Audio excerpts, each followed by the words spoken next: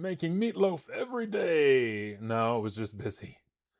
I was trying to figure out a bug unrelated to look outside. A problem with the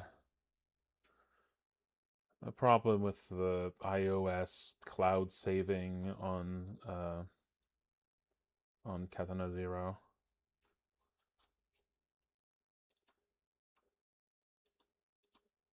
It's really frustrating. Been trying to figure this out for the past like 6 hours. But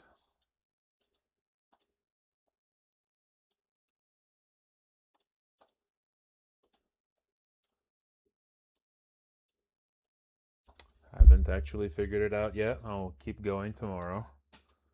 It's really frustrating and just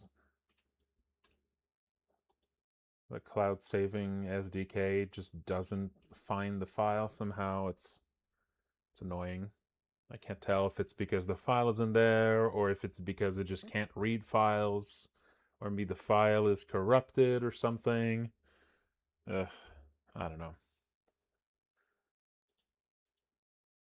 Been hitting my head against this for a few hours now.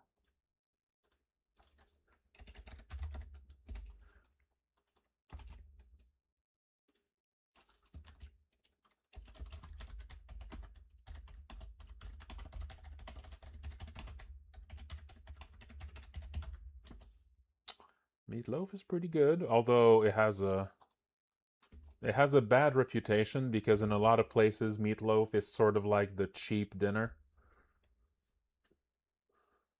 It's like a cheap dinner you make because it's a way to like, take a little bit of meat and make it into like a big like roast beef kind of thing. But it doesn't, it's like a way to stretch out some minced meat, Not really disgusting. It's more like it's like watered down meat, basically, right? It's like you mix in a bunch of like breadcrumbs and like you add a bunch of stuff to meat so that there's more. Like putting sawdust The Cursed City is a fantasy bread, survival horror RPG it's kind of published that, by but it's Culver also Digital, if you know how to currently do in it, development, it's also in which pretty you good. investigate a sinister city filled with hundreds of grotesque monsters, demons, and weirdos. I don't think it's It focuses usually. on I exploration usually and hear it as atmosphere. more like. Its main I influences usually are both hear of it classic not as Western disgusting, RPGs, more as like like a Baldur's bland, Gate, like Japanese boring RPGs food. like Final Fantasy, Right, like the as well most as boring survival horror dinner, games like such the as most like the Resident Evil and like the most Silent Hill generic series. As you sneak dinner. through the city, you encounter all sorts of strange characters, many of which you can speak to, trade with, recruit to your cause, That's steal usually what, from, like or even attack if the you so connotation that choose. it has to me. You can approach this game in a million ways. It's up to you how you plan to survive. Your actions may lead to wealth, disaster, betrayal, or may even lead to uncovering some of the city's darkest secrets and the game's many hidden endings.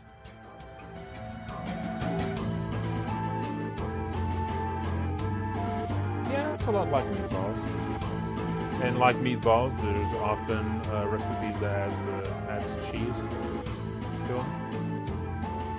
I haven't actually done meatballs yet. Maybe that's something I should do. I mean, it's very The main similar. character is no powerful hero. You awaken in the city transformed into a weak, I frail enjoy the goblin and may meatballs. need to rely on desperate measures for your survival. You will likely need help from other But one thing is survivors that you meet, and it's meatloaf up to can you look to kind decide of disgusting. Who you trust and recruit to your cause. Meatloaf can kind of look disgusting a bit. And that's the reason why very often you have to put like some sort of ketchup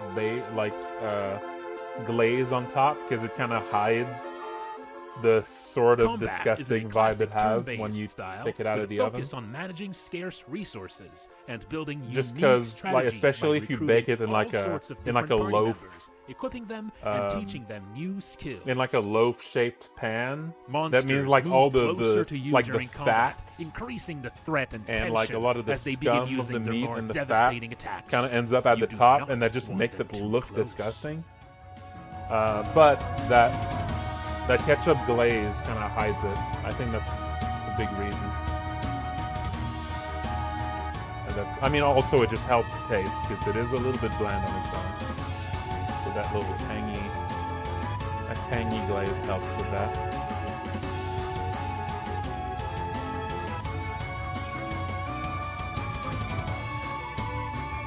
Yeah, you know, I should make some meatballs.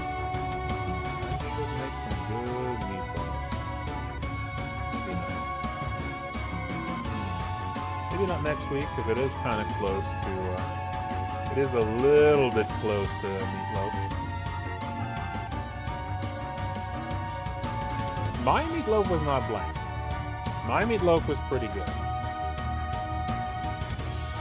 Had good spices. It was a mix of minced beef and pork.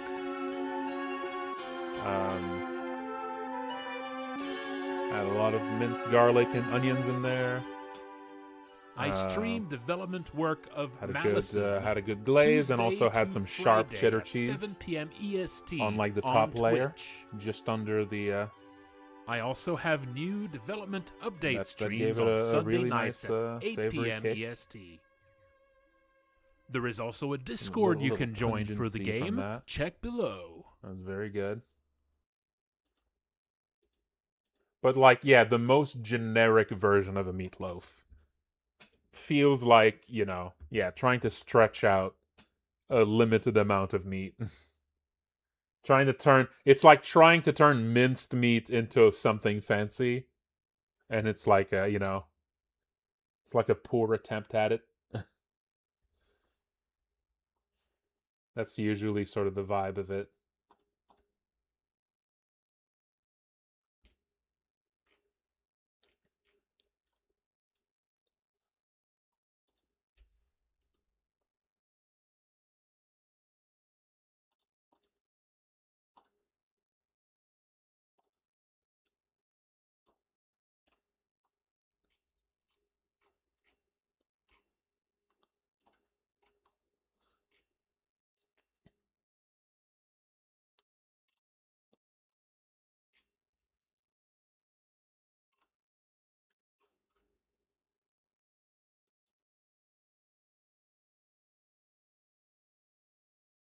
Yeah, learning a new software can be a little slow sometimes. Unless it has a lot of overlap with a previous one you used. That's how it'd be.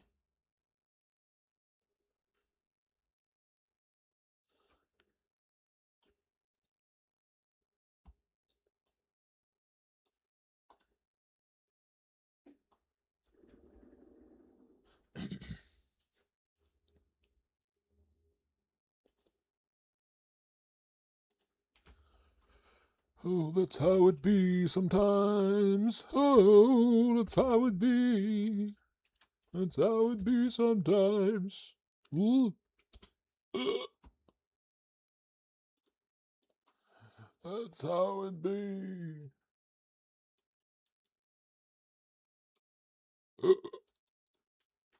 That's how it be.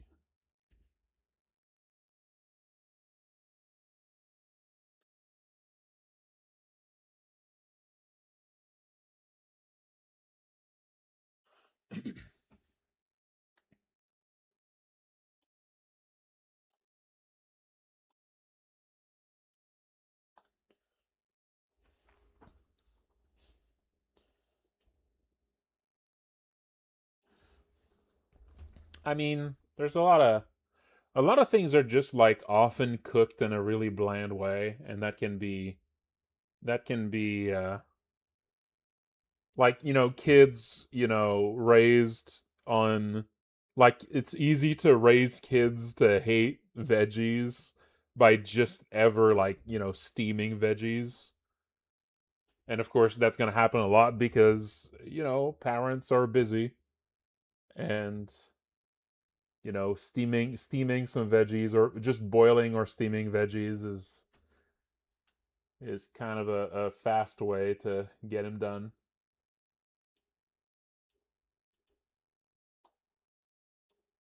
but it doesn't take much to get some flavor on them. Oh no, it's time to stretch. Yeah, or sometimes you steam or boil stuff just to. Yeah. I mean, that's usually I just like boil them and then I just toss them in a pan. Yeah, with some butter and salt and maybe a little garlic powder, and it takes like an extra 2 minutes basically to give them some flavor after they've boiled, and that's enough to make a huge difference. And if you don't do that, it's very bland. It really doesn't take much.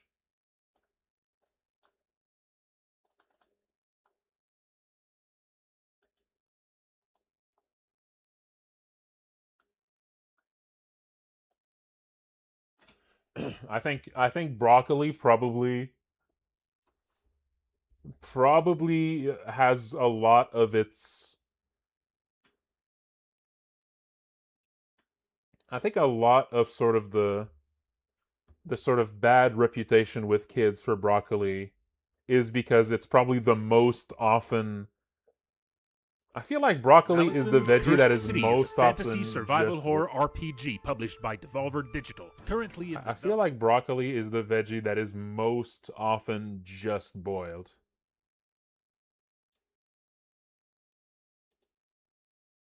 Right? I feel like carrots, like very often people are going to be sautéing carrots. Potatoes, there's a bunch of ways people usually prepare them. You can sauté them, you can mash them. But I feel like, broccoli, that's one where, it's very often just boiled. There's a bunch of ways to give them more flavor. Or they can just be part of something that gives them flavor too.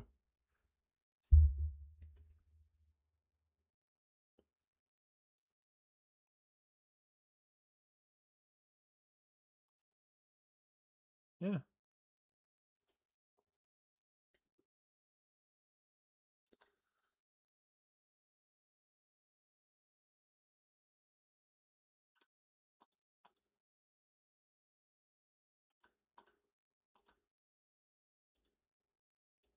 All right.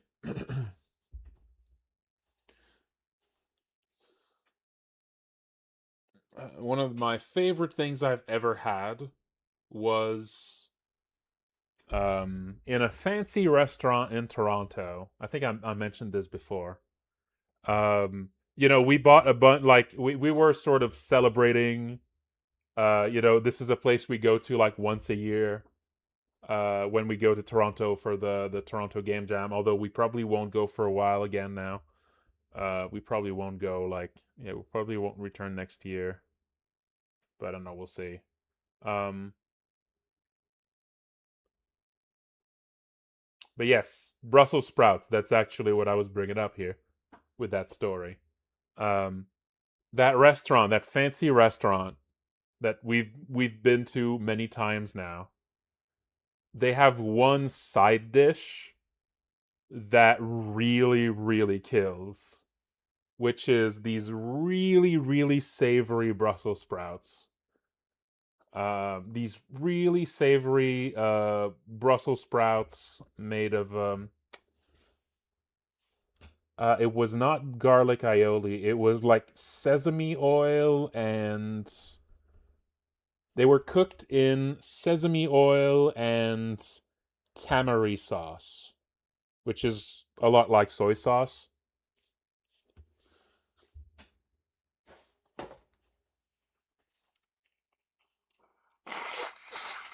So yeah, it was tamari and sesame Brussels sprouts, and it was delicious. It was really good.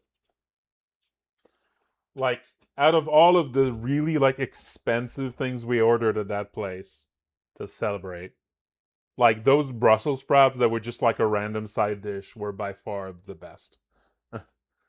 Like it knocked everything else out of the water.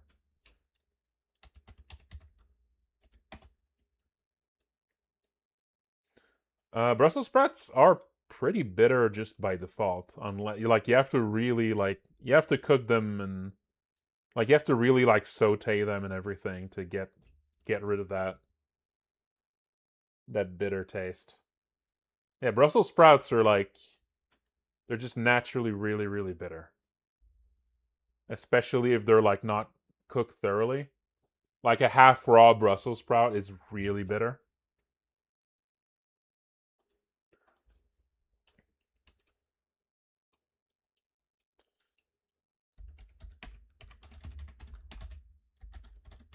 Let me try to find.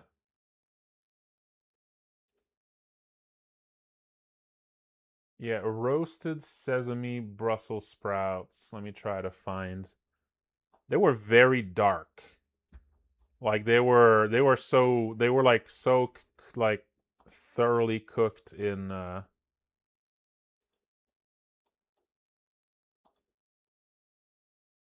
Why doesn't it just open the thing? Huh? Let me see. Yeah, sweet sesame soy roasted Brussels sprout. That sounds like it. That sounds like it. Okay, this one is with soy sauce instead of tamari sauce, but yeah, sesame oil, yeah, that seems about right. That seems about right, but yeah, that was delicious. It was really, really good.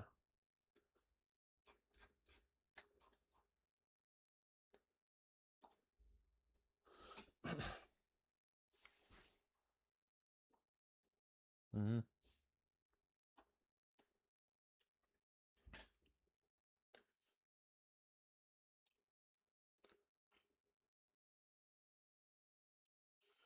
All right, folks. Let's keep going a little bit on some more yeah, some more balancing and some more stuff like that.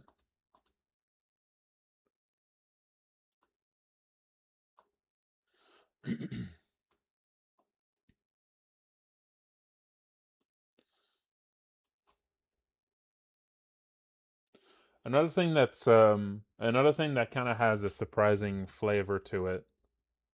Although I think this one's more known in the US is um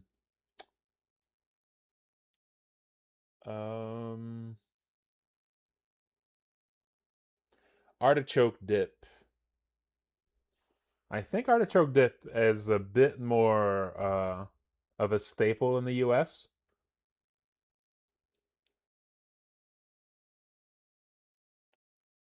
It's really good. Really quite like artichoke dip.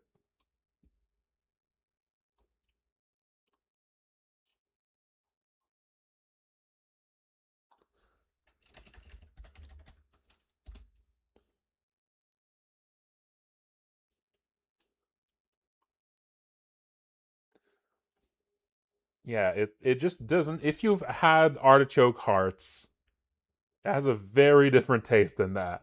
It does not taste how you expect at all.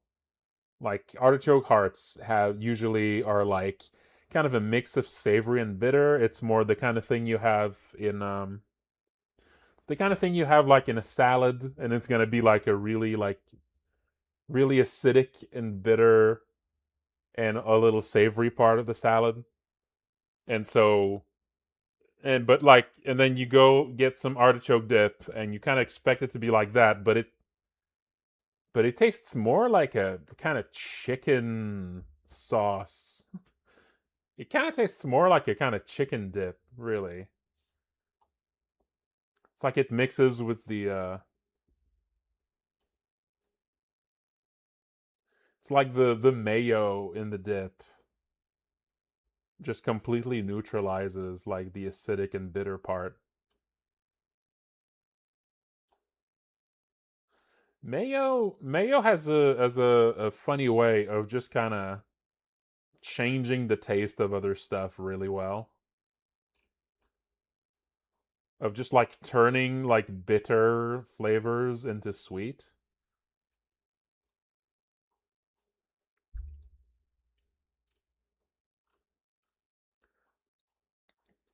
one of my favorite uses of mayo is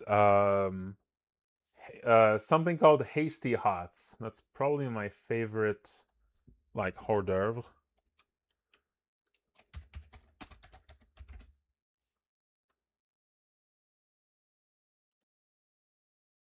Hasty hots. It's really simple. It's something that's way tastier than you expect for how simple it is. It's like one of the simplest snacks you can make. Like, if you're gonna have a party and you want like a bunch of things for people to eat at your party, and this fits with everyone's dietary restrictions and all this. This is really good. I mean, I saw a bunch of pictures here. This one seems the closest to the ones I've had. It's really simple. It's just green onions, mayo, and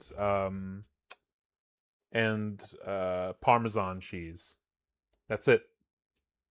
You literally just mix chopped green onions, mayo, and Parmesan cheese. You spread that on like slices of bread. Usually like a baguette, like a sliced baguette, or just any kind of like crusted bread like this. And you put that in the oven like 10 minutes or so, or like, just make sure it doesn't burn. And it is really, really good. It's one of my favorite things. I haven't had any of this in a while, actually. It's kind of wild. It just does not taste like what you expect. Just something about this mix just tastes so much better than the sum of its parts. It's one of these things. It's really, really good.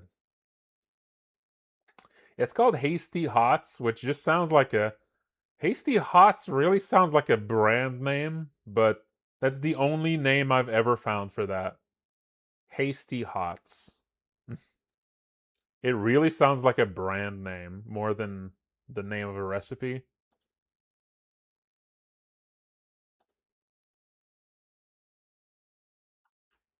There might be a more proper actual name for these. It's really, really simple. If you've never had it, I recommend it. Very good.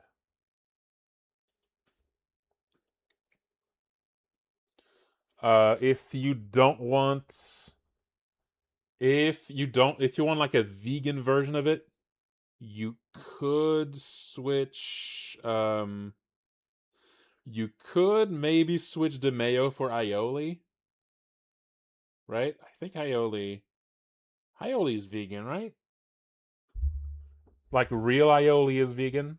Fake aioli isn't, because fake aioli is literally just they mix mayo with they just mix mayo with like garlic butter to make like fake aioli. But I think real aioli is vegan. So you could maybe try replacing both the mayo and the Parmesan cheese with aioli. So just have aioli and green onions on some, like, that might work. Might be worth trying anyway. Because I feel like that's gonna bring a kind of similar, or maybe if you can find some fake Parmesan, maybe you can try that. Or fake mayo and fake Parmesan. Maybe that would work. But I feel like fake mayo is less likely to work when you bake it. Like, it's gonna react differently. But something to try.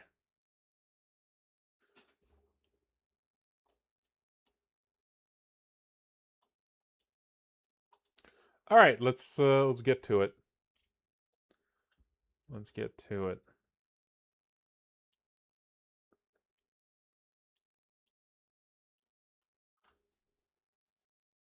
Let's just do a few bug fixes first. And then let's do a little bit more balancing stuff.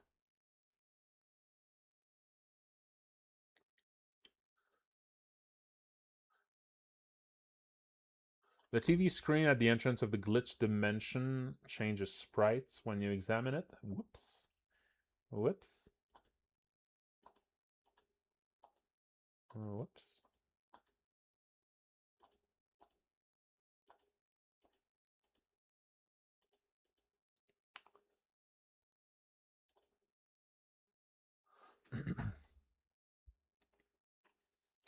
And yeah, let's think a little bit about other things to rebalance.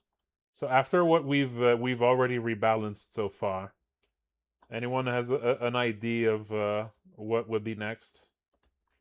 What character could use a little extra tweak? My favorite way to have salmon is actually a recipe I did recently. It is with Dijon mustard, a mixture of Dijon mustard and um, a mix of like brown sugar and a few more things on top.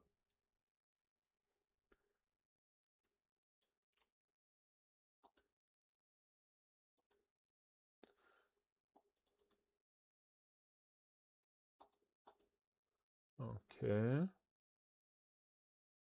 At the entrance of the glitch dimension.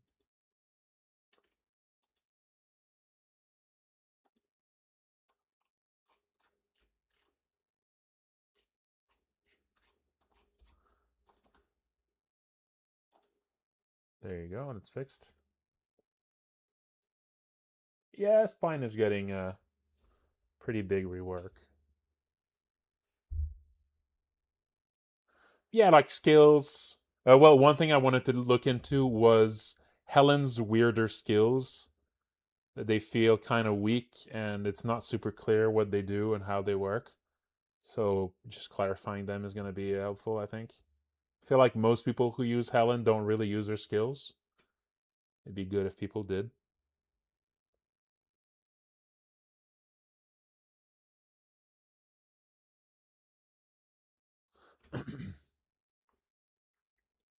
Yeah, Fallow Will is that, and also yeah, her unmasked skill as well. Running tackle, yeah. Yeah, we could revise some of the video game skills too. Yes, I've done quite a few tweaks to the Goths.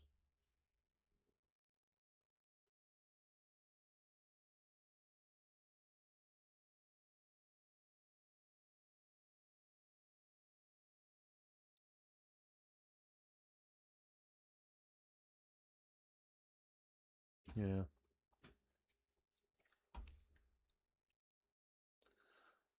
A few errors. Oh yes, Pale Fluid and Caustic Brew have the wrong icons.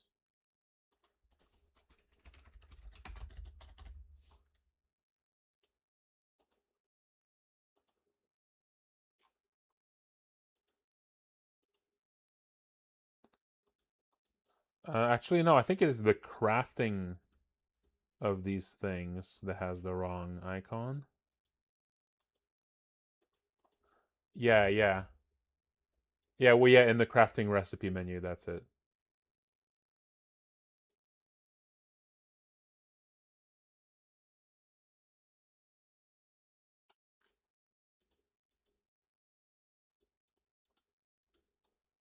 Pale Fluid.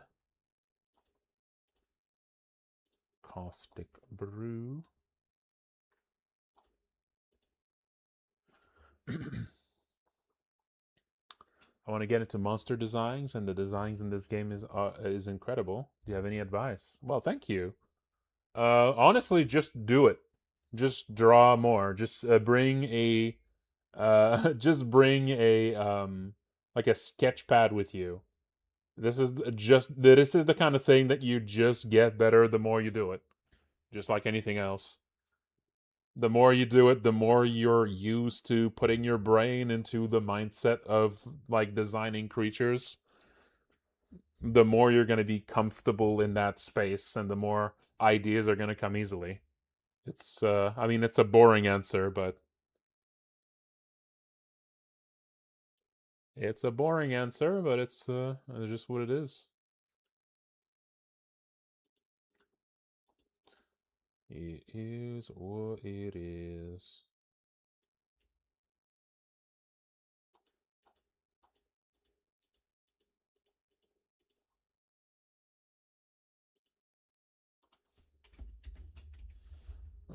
Okay, so stimulant doesn't use its icon.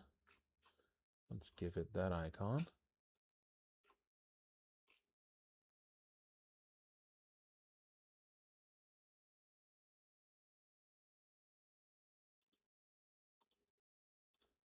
Elixir.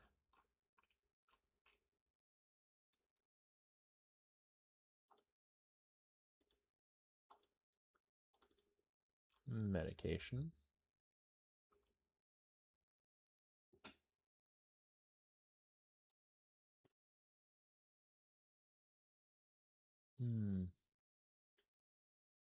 Yeah, fan art is a good way to get started for sure.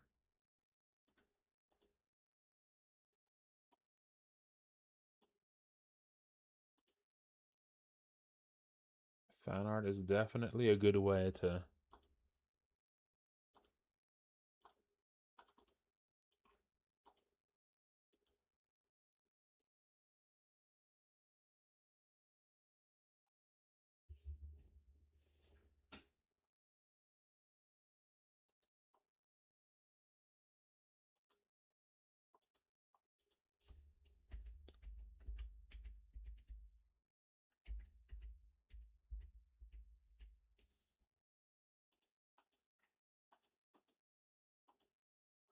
Okay, fix these.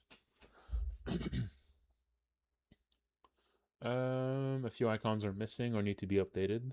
The high caliber bullets in Eugene's shop haven't been updated to the new icon. Oh.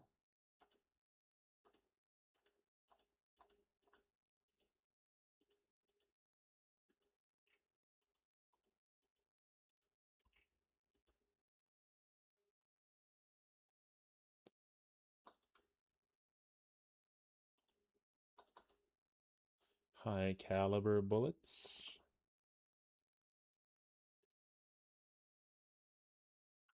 Oh, did I not? I didn't actually update this file, it looks like. Let's update it now. Oh, also something we were talking about yesterday that I didn't actually do. We were talking about adding a new higher tier slingshot. A new like a third slingshot to be another upgrade. We didn't actually fully decide on where it would be. But that's something to think about.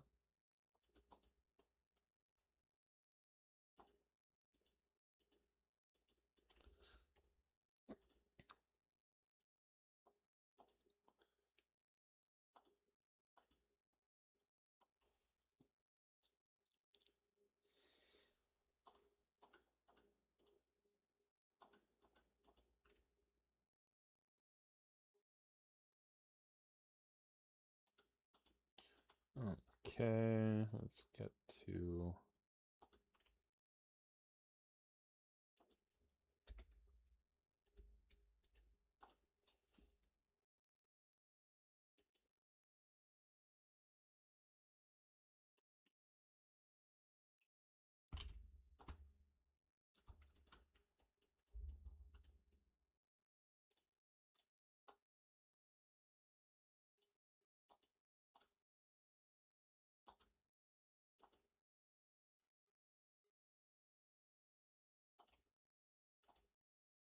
There we go.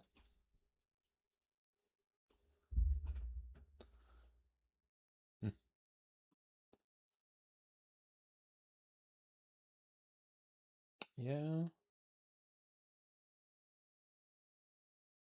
I don't know if X rank is possible on normal mode. It might be. It's definitely going to be much harder. You'll probably need to do a bunch of like challenges at the same time for it. It's much easier to get in curse mode, but of course, curse mode is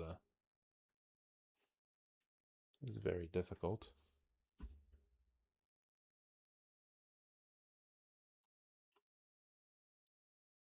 Mm-hmm. Simple Key uses the wrong inventory icon.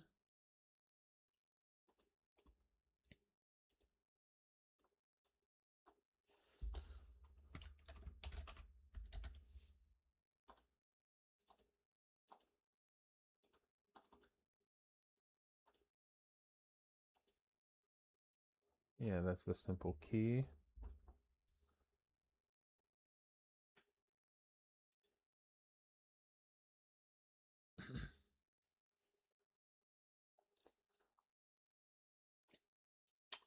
Yeah, David could. It could be a reward from David. Yeah, like I said, the sewers feels a little early to find that slingshot, but to find the upgrade to the slingshot, but something that's tied to like completing a quest in the sewers at least makes it like something you would do at the end of the sewers, right? Yeah, so I think that might be a good place. That might be, yeah, having a better slingshot would be good there. In addition to the healing item, yeah, that might be good.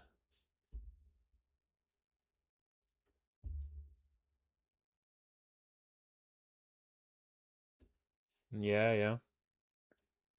Yeah, maybe from Tristan if maybe from Tristan only if you found all the kids. So not just by finding Tristan. Hmm.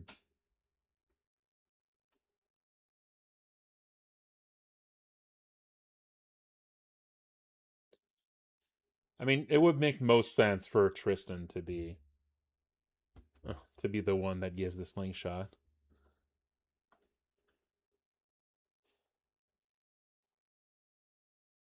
Yeah.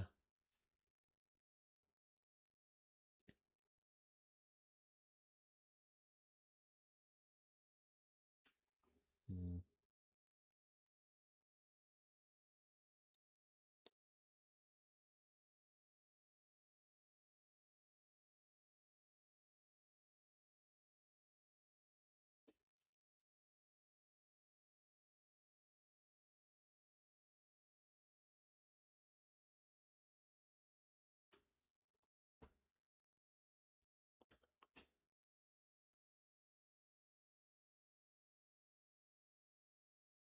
Mm-hmm. Yeah, maybe.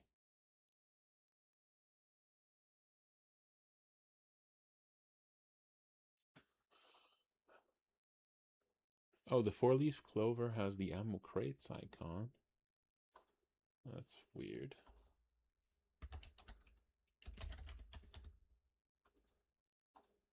Oh, yeah, look at that. It's over here.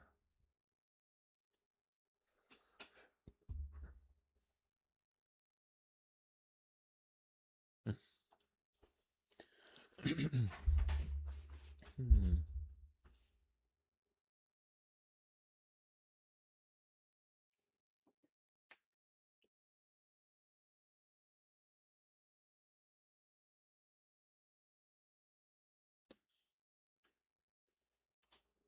Although I think as far as like the time that I would like such an item to be found, it would actually be more like um the flooded apartment. Like really at the end. It's more like as an end game kind of place. Hmm.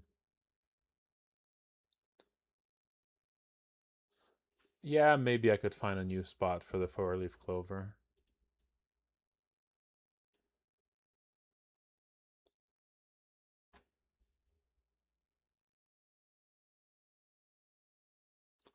Yeah.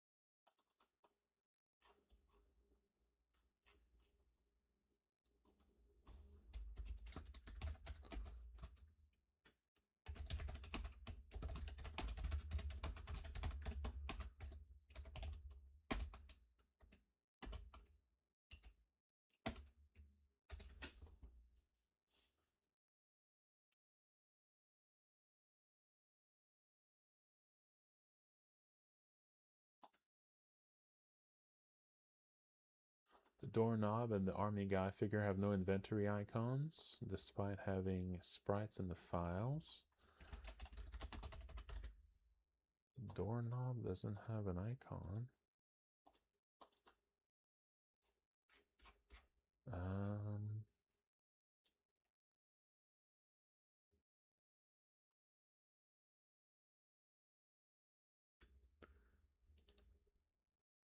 Is that supposed to be the doorknob? Maybe. There we go.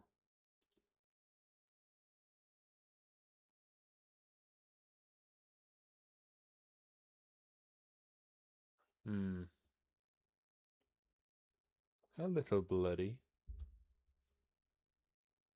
It's got little goo on it. The Leg Mutant in Clyde's bathroom has the wrong sprite when chasing. Oh. Could I...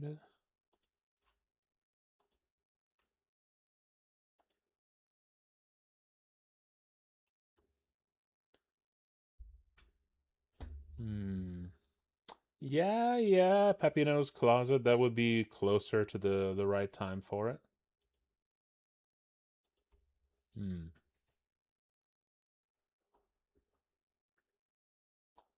Yeah.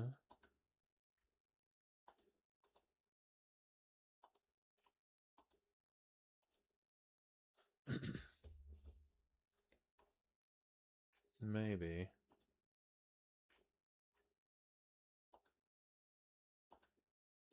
Or maybe in one, yeah, in the back of Mutt's shop. No, I'm not sure why it would be there. Maybe in one of the, yeah, in one of the many closets. Yeah, in one of the many closets that you gain access to when you kill the worm. Yeah, that would definitely be around the right time.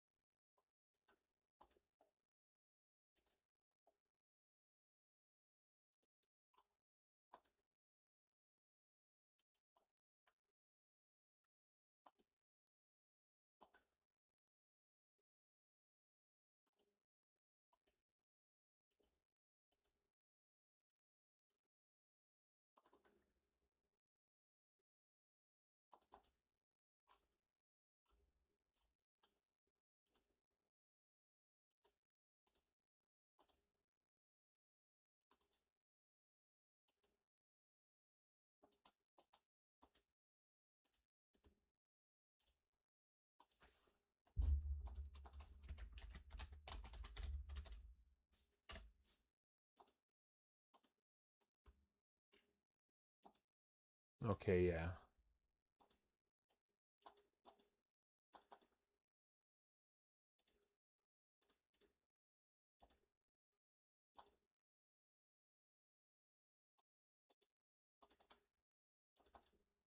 Wait, that looks right, actually.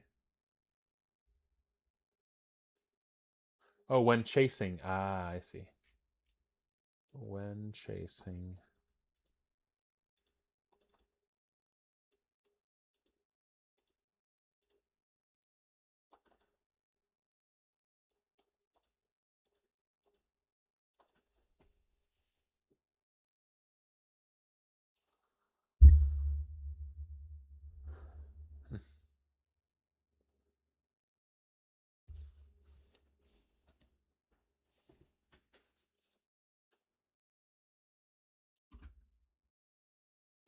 Bandage and head faces over well chased sprites. Use the surgeon's chasing sprite instead.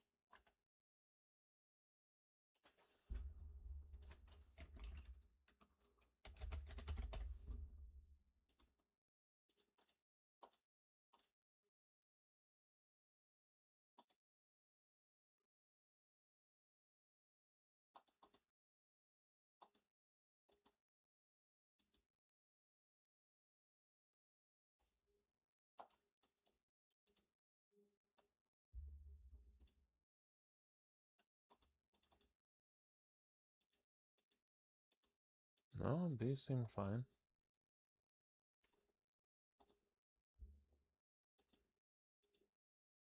Yeah, okay.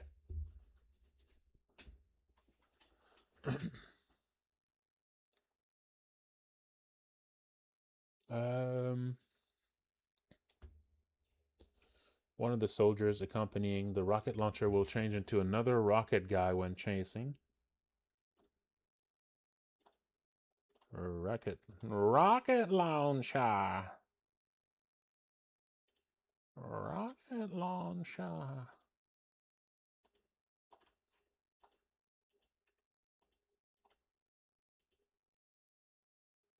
Iron lizard.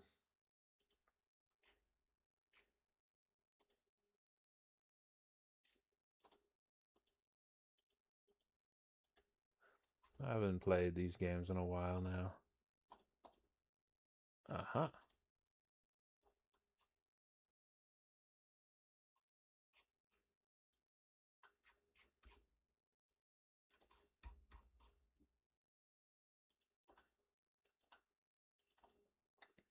So that's Monsters 5.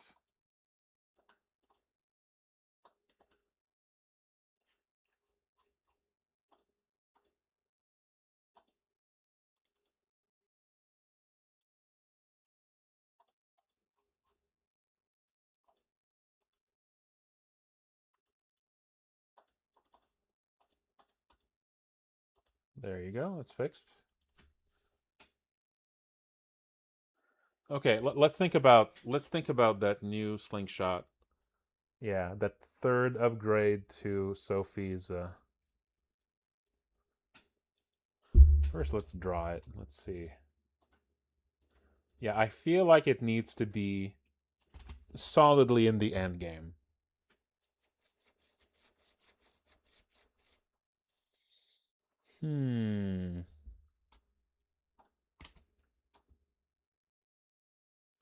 I think it could be golden, yeah.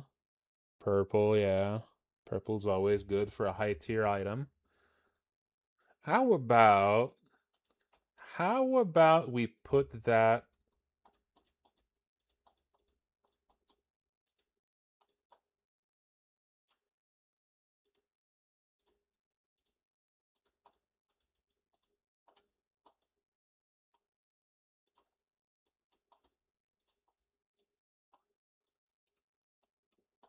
how about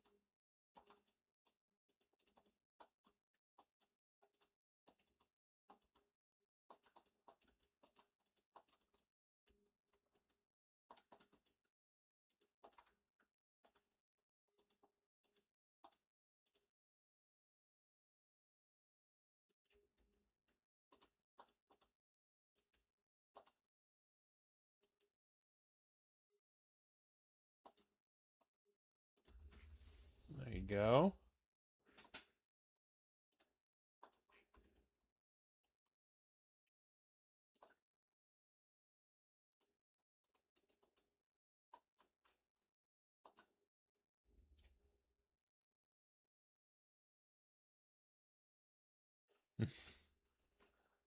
tactical slingshot.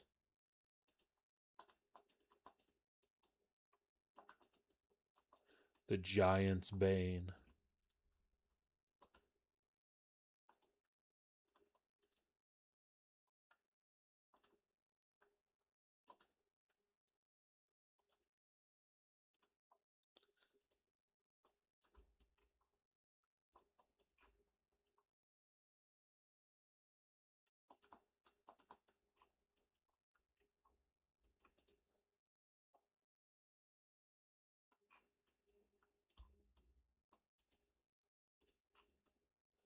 There we go.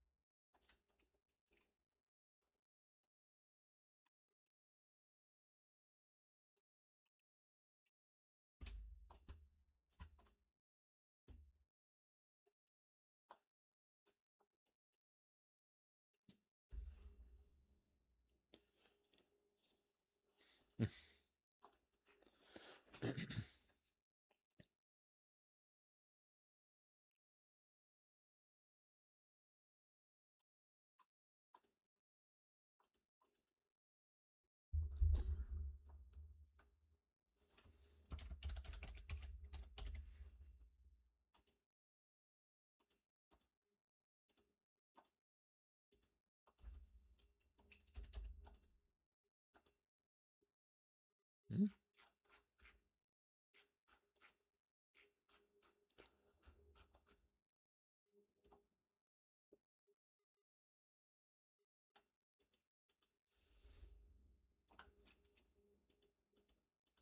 So regular slingshot is 20, super slingshot is 30.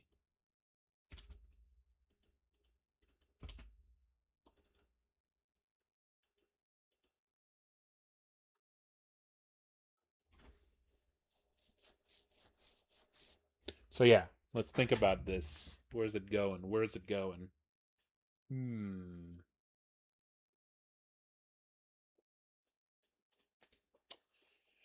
I'm thinking it could be put in the flooded apartment. I feel like the flooded apartment has a lot of places where you could add items still in it, you know?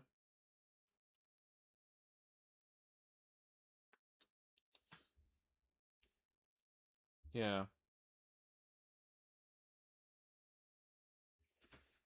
Yeah, I feel like there's some places where you could put items. Hmm.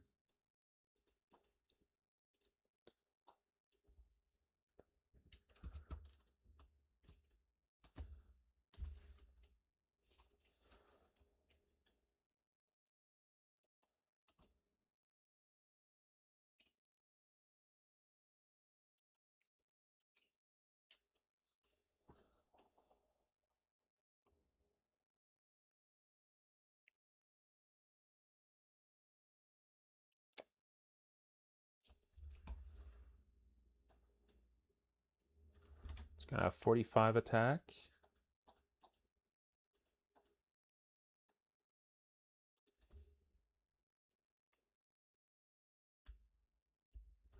Hmm.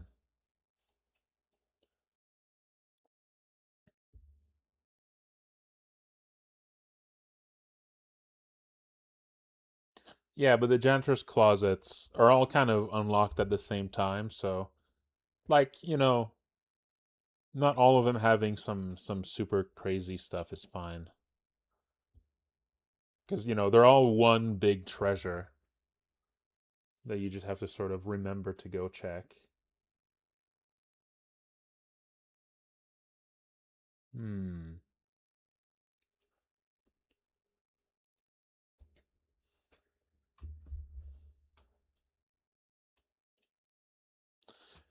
could be the coral slingshot.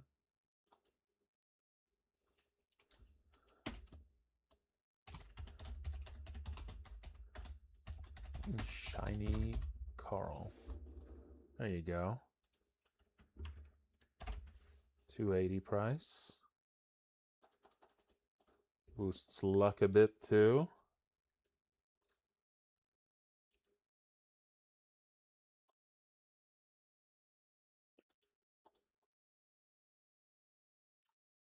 There you go.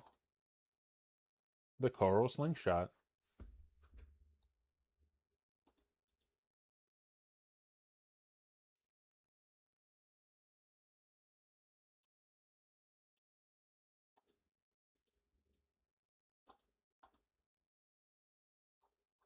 Well, the drowning risk depends a bit on your difficulty level. So in explorer mode, you have a lot less time to explore. There's a bit more tension there. But yeah, the rebreather makes a difference for sure. Although not everyone's gonna find it.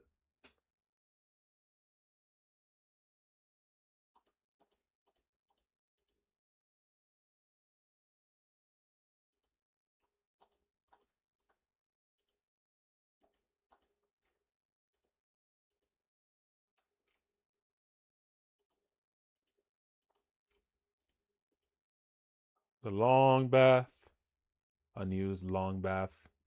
Unused long bath. Unused long bath. Unused long bath. Unused long bath. We all love the unused long bath, don't we? So where do I place it?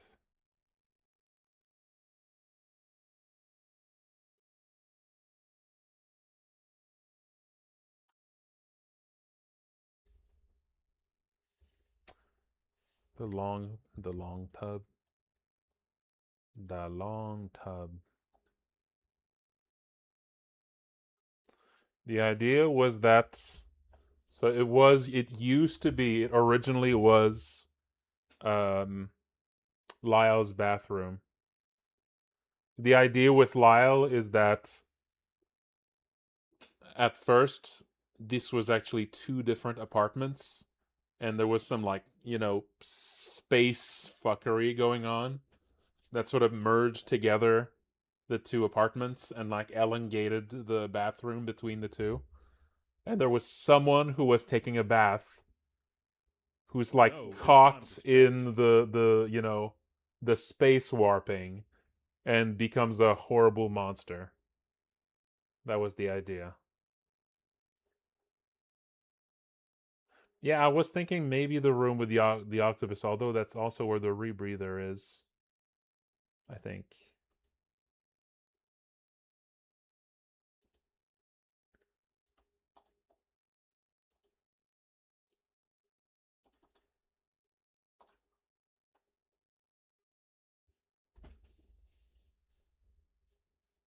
Oh yeah, it's behind a bunch of trash. You're right, you're right. Yeah, it used to be up there, but yeah, it was moved to over here behind a bunch of trash. Yeah. Yeah, it could be put here. It could be put here. Maybe I move the med kit over here. And I move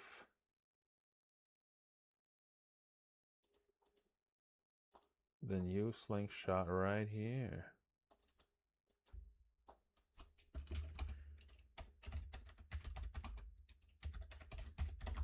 A strange slingshot.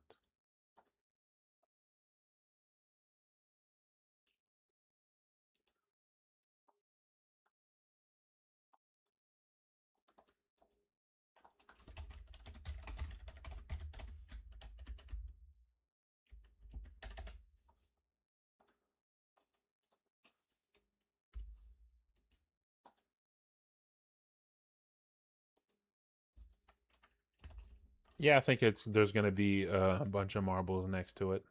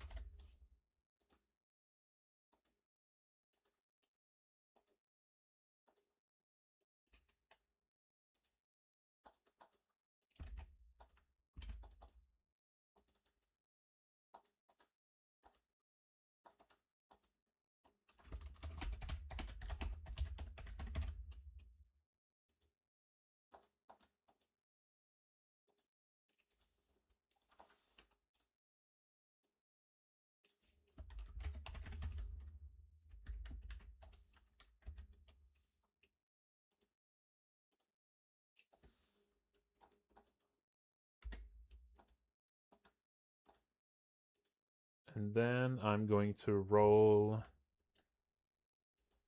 to also get some good marbles from it. Which is going to be the only way you can get special marbles without having Soph in your party. Which is kind of interesting, I think. So you'll be able to get a little taste of that. Nope, the Silver Slingshot just has regular marbles. I mean, I could add a little bit of like good marbles to that one too. Probably not as good though. Oh, I'll be right back actually. Yeah, let me go make some tea before I keep going.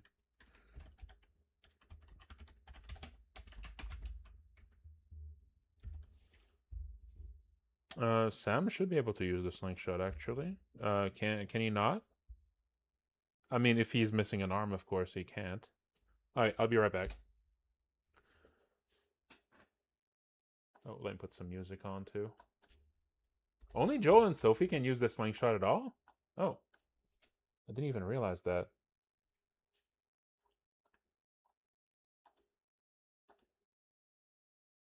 Huh.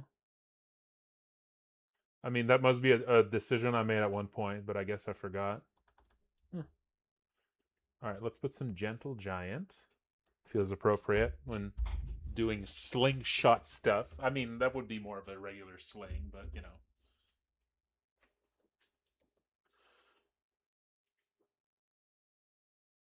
All right, I'll be right back.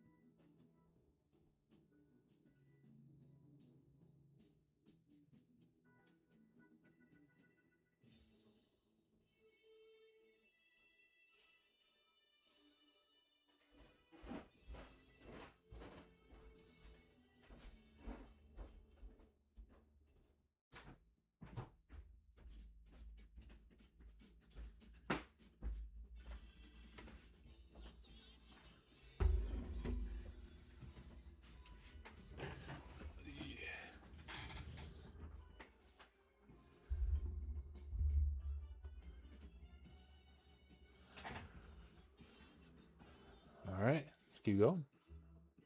So let's set up. So first of all, um,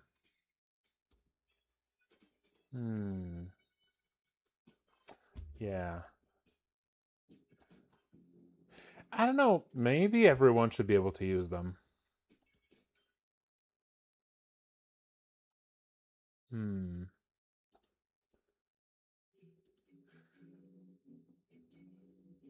I feel maybe everyone should be able. Well, everyone who uses guns should be able to use them.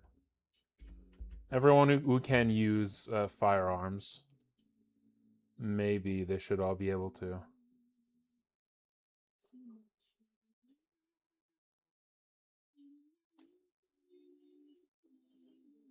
No, regular slingshot is only with Sophie, yeah.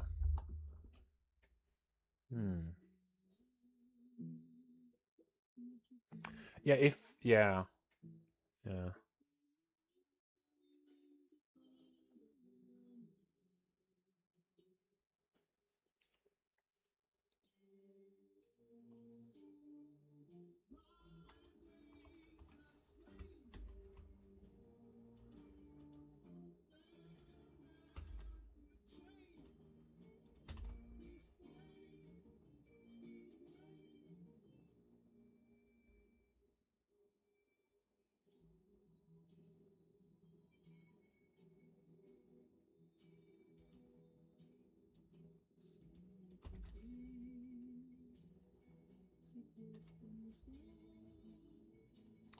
Yeah.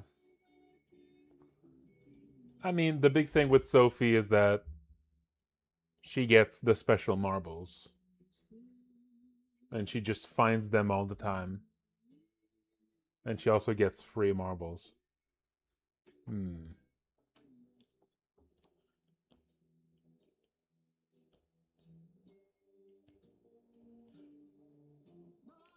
Maybe I should just expand it to. Maybe I should just expand it to the rat child. Yeah. Because I'm just thinking about like finding it here and like if you don't have children in your party. But if I just add the rat child to it, that means you're way more likely to have someone who can equip it.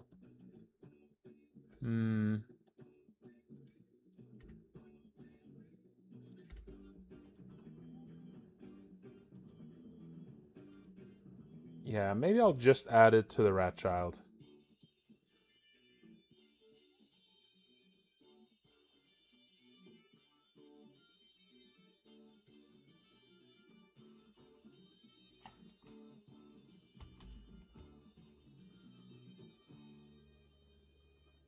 No, after growing up, he would still be able to use them.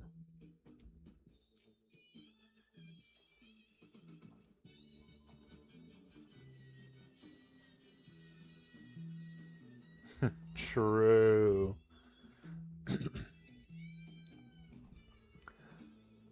Yeah, okay, no. Adding it to the rat child.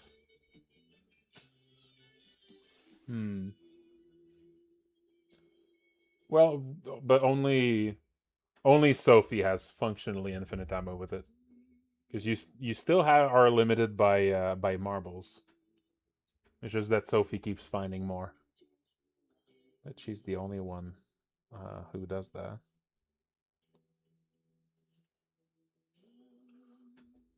Yeah, maybe Mud could sell regular marbles.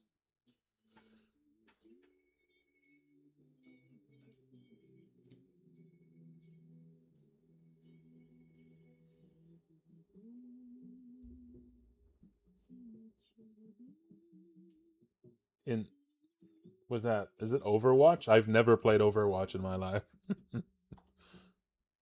That's such a random. Are you a bot? That seems like a suspiciously broad and random question to ask. That's sus. It's a little sus.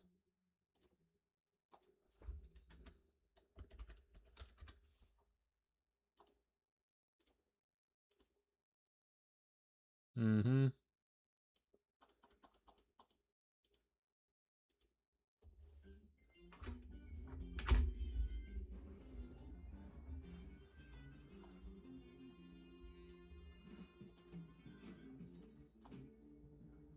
I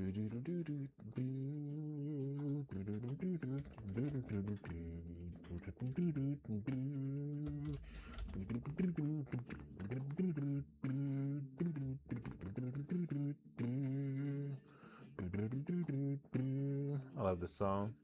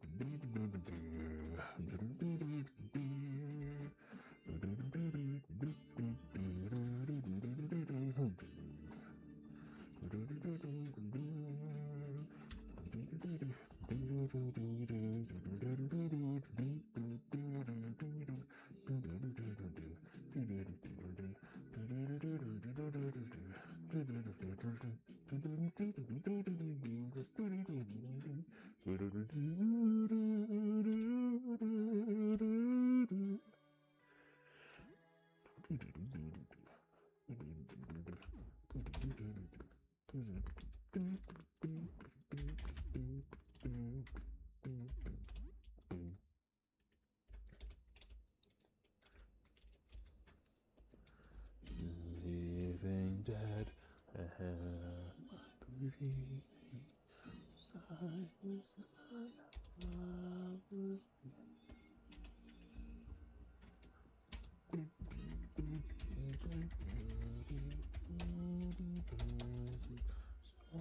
Happy terror fills my soul.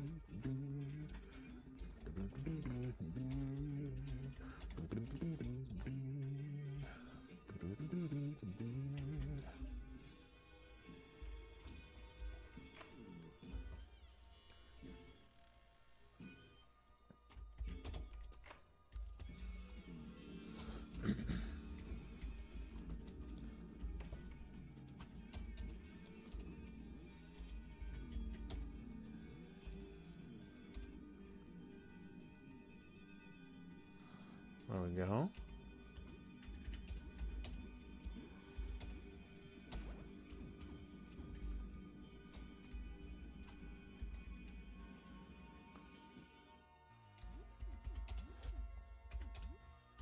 There you go. Yeah, he can also use them, but of course he can't get more. So he's more limited with them.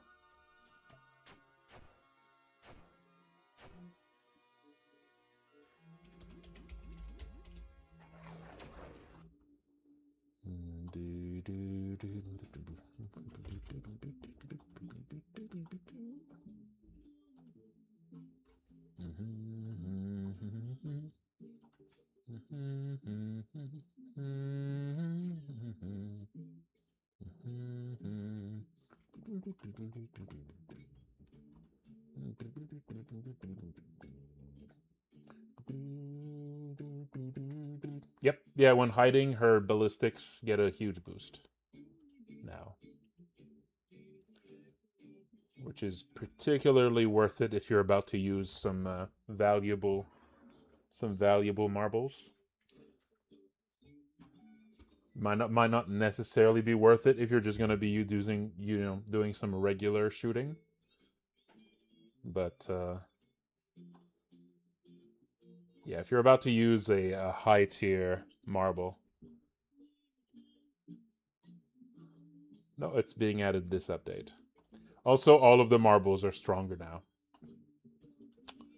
And another thing I changed yesterday is that her ambush skill is now much stronger. Her ambush skill is now made stronger for every status effect the target has.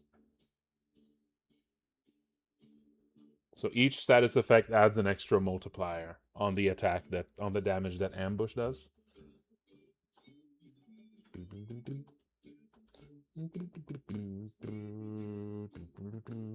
I'm happy to hear it, Venus Bobby.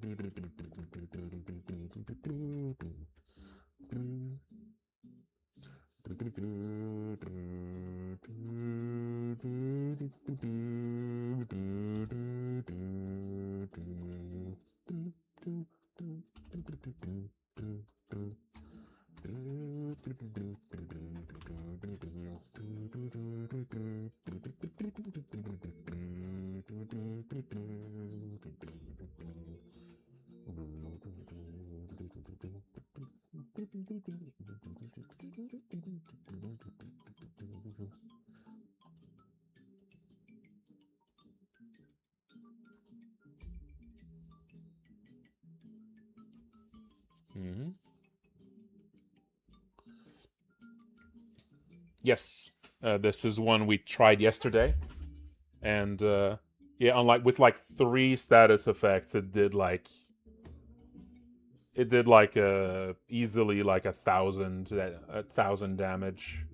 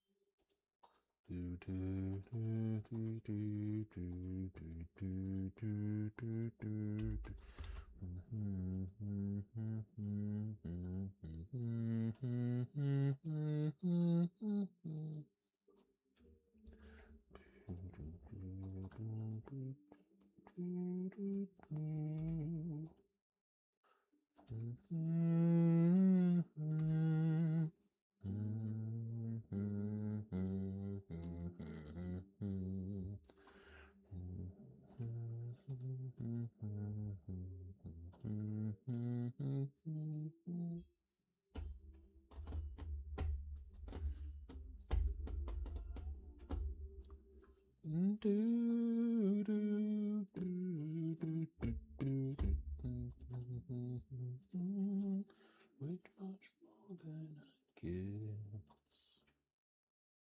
how this isn't what everything fudges not.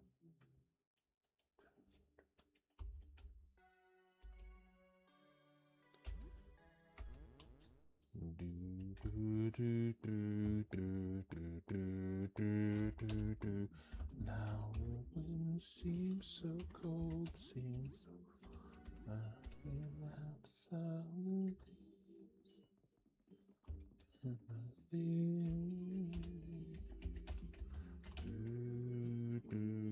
Oh, that's not what I wanted to test.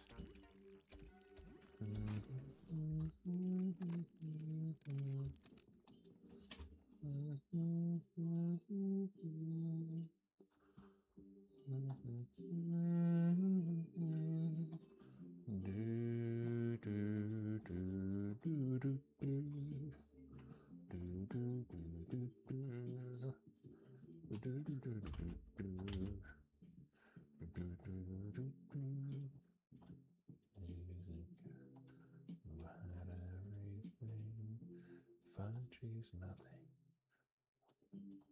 479.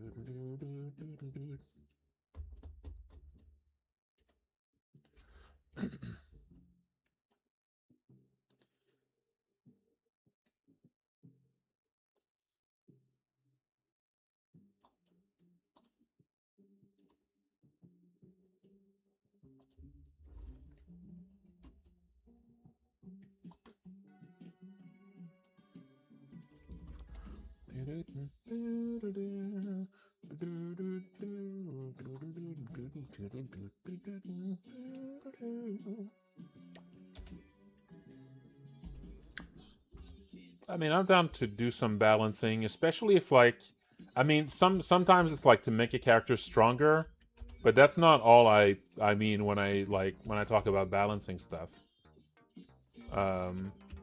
Sometimes balancing is more about just like say there's one specific skill that's kind of useless, right? If a skill is useless, you know, it could be tweaked to be a bit more useful.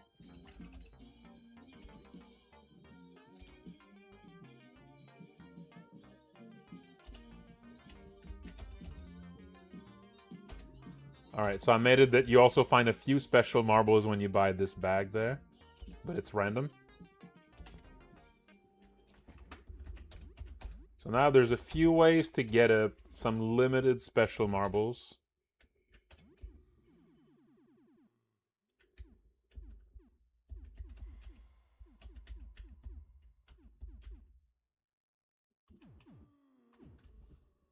That should make equipping slingshots on other people than Sophie a little bit better. But Sophie still remains the best at using that.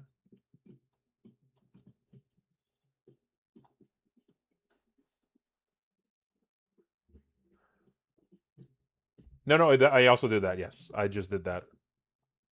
I just added the same thing to Harriet's, well, to the marbles you find in Sophie's bedroom. But you need to have Sophie to do this. You need to bring Sophie back to her. So you need to have at least had Sophie in your party to be able to access those.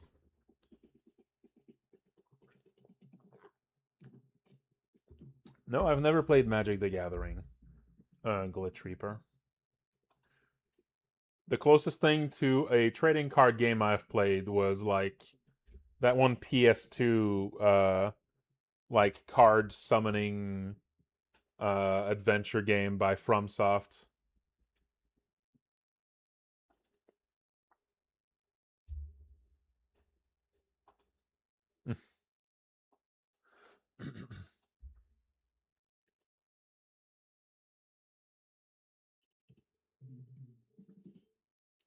I don't think. Yeah, I don't think Ernest needs any changes. I think Ernest is really strong. Um, I don't think Joel really needs anything either. Aster, there could be some specific skills that could be made more useful. You know, like Lyle, Philippe, and Aster are generally very good, I think. But there could be some individual skills that they have that could use a little bit of a boost, right? Like individual skills.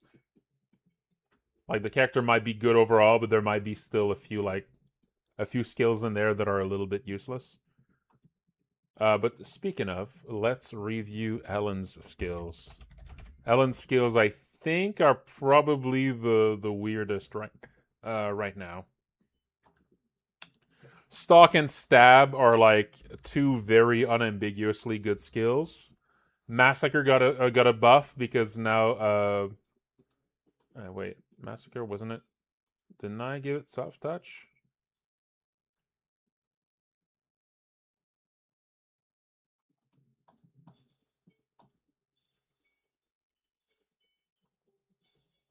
Oh, maybe I didn't save it. Yeah.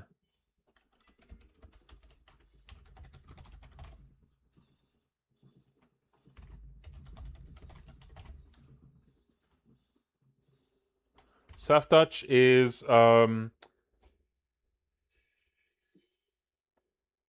soft touch is a parameter that can be added to skills to make it that they don't wake up like sleeping characters. They don't remove like confusion.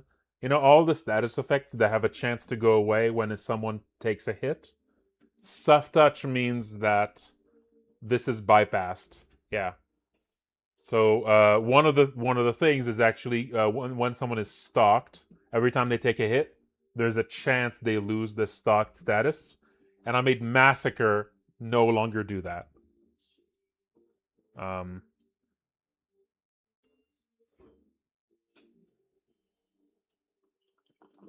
hmm.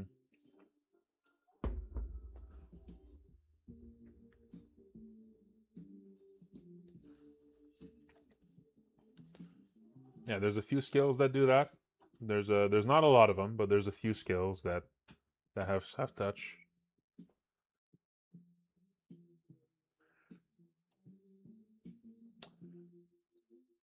I think I did give it. Didn't I give it already to Squeakums?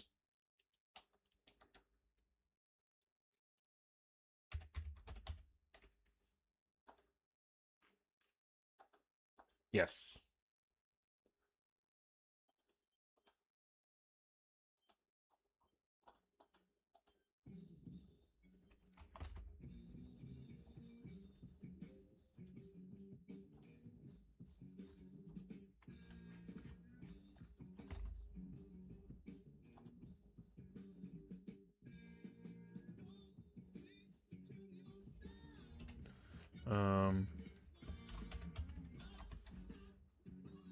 Yes, this is the current band is usually shown at the top, but well, it used to, but the plugin I was using to display band information stopped working like a year ago.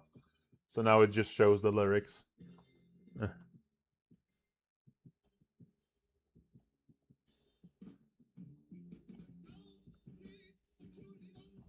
Okay, let's go over these. So, Unmask.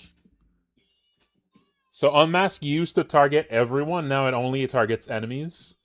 And it gives Confusion and Stalked. It has 50% chance to give Stalked. Also, that should have soft touch as well.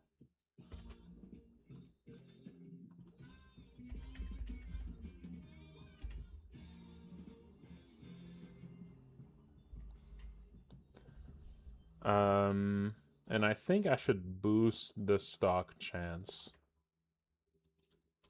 to like 80%. And maybe confusion to 40%. Hide face. Okay, so Soul Drain is one that definitely needs to be. Yeah, Soul Drain, Soul Feasts. Those two here need some work. Yeah, Soulless needs an icon. Yeah.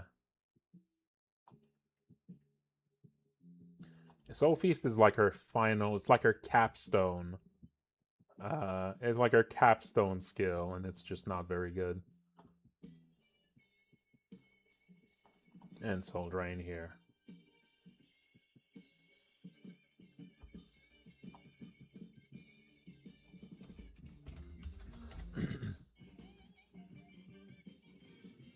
The Soulless like reduces all stats.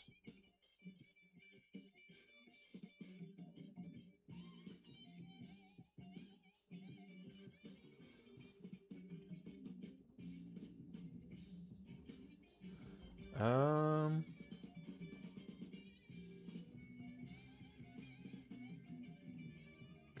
I could use this icon for it.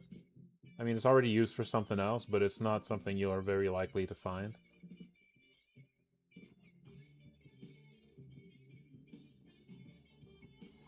Yeah. No, Fear is using this one.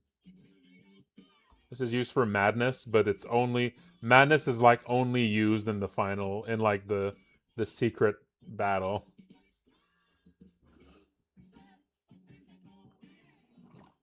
Hmm.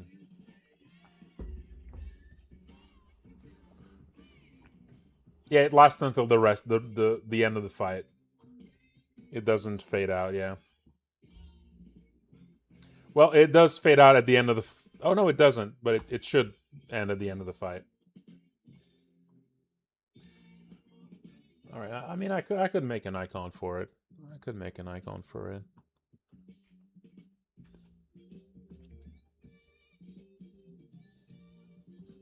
Maybe it could look like a ghost or something.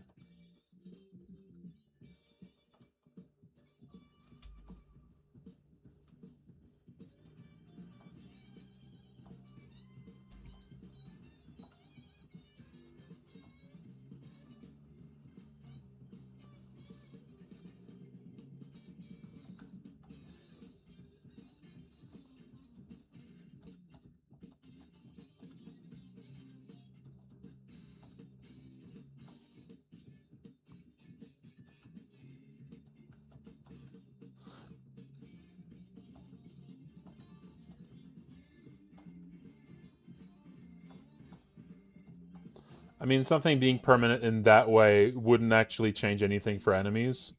It would only change something for the player.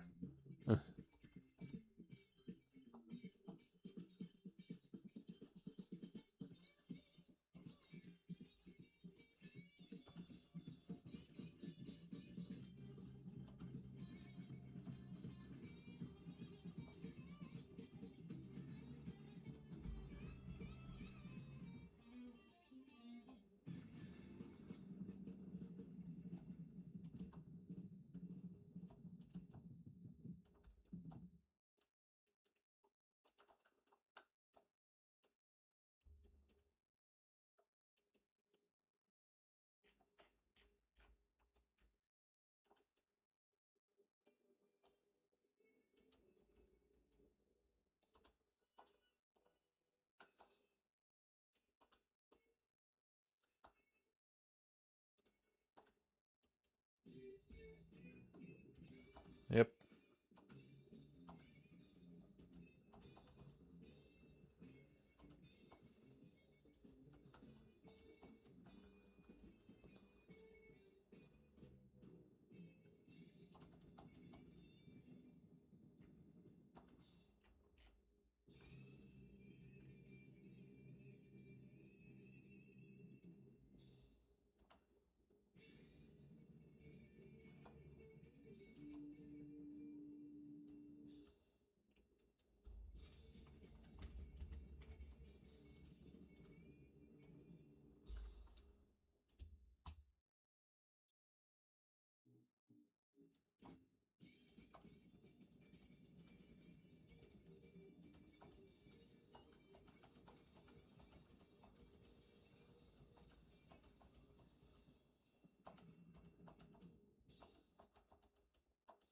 Let's see, which album do I put on next? How about Octopus? That's the one that has knots in it. It's got knots in.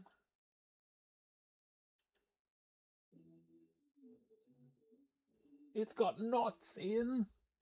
Everyone likes knots. Also, The Power and the Glory is good. Let's have The Power and the Glory. And let's end on Interview. Yeah. That's Gentle Giant.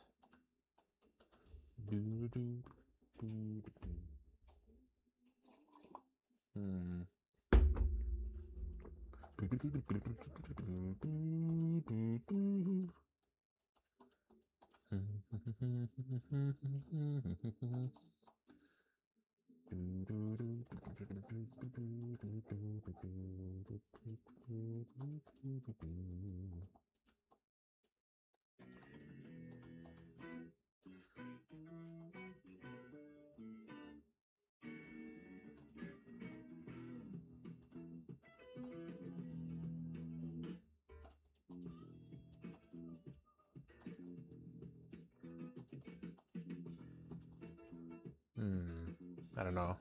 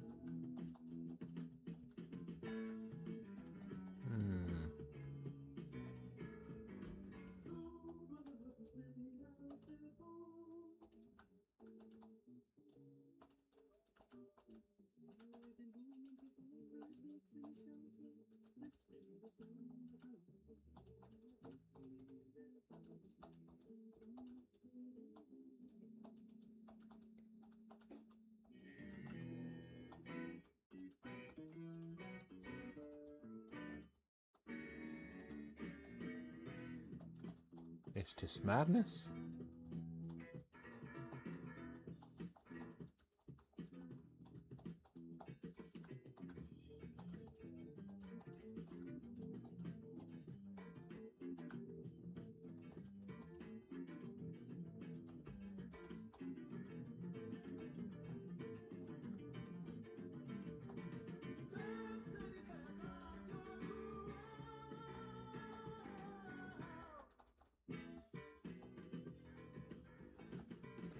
My name is Panajan, I have come from hell.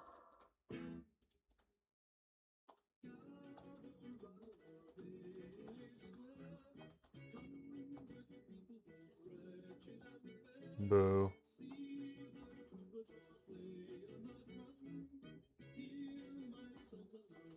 Millennial spotted. Millennial spotted.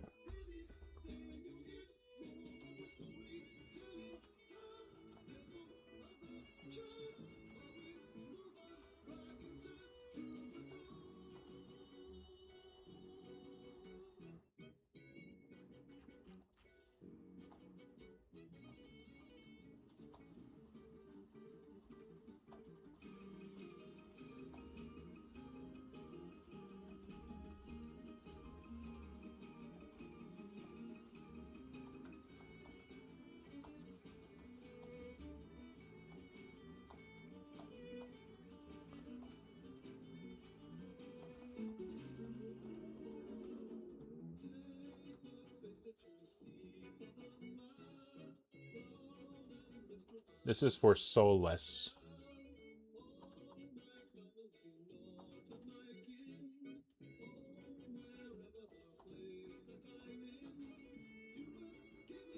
I was thinking this one, but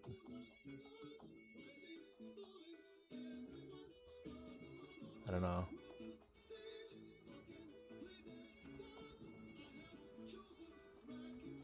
This one is Madness. Although this one is also used for like Unmade, I think.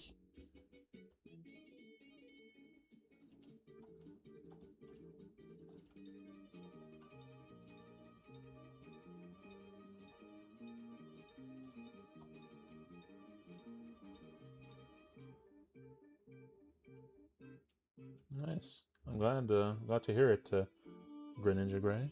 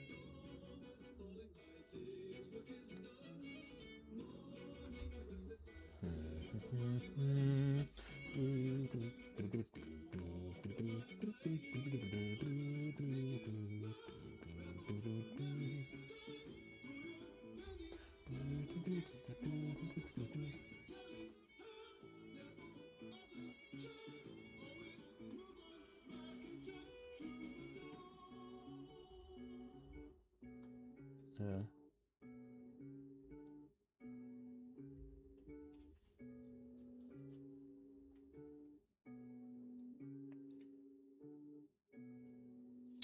Common event.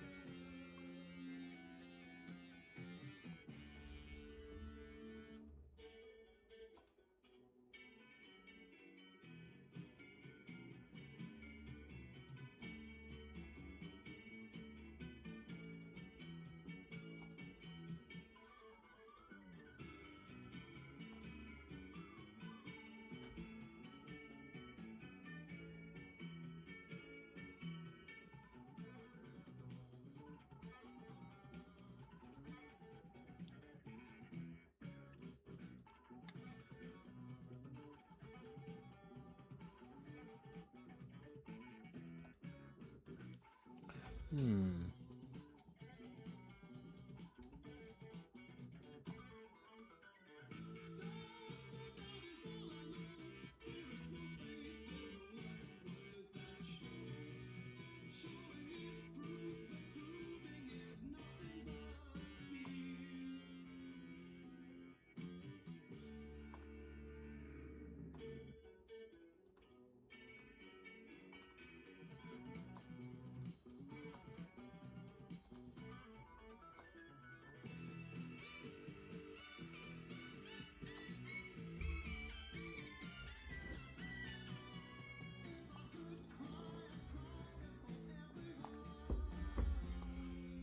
Okay.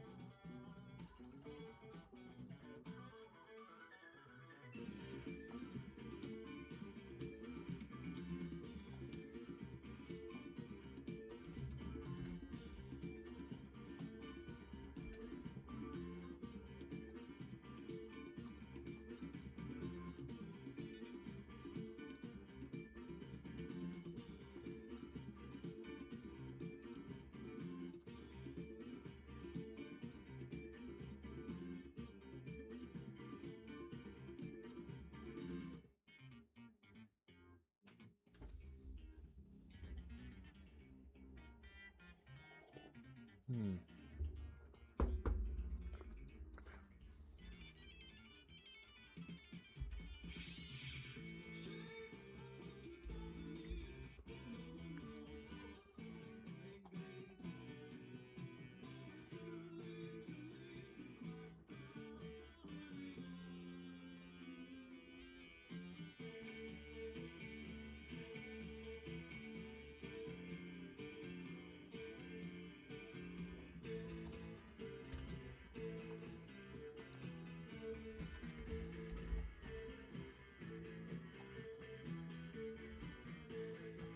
Okay, let's experiment with this and see if that works a bit better.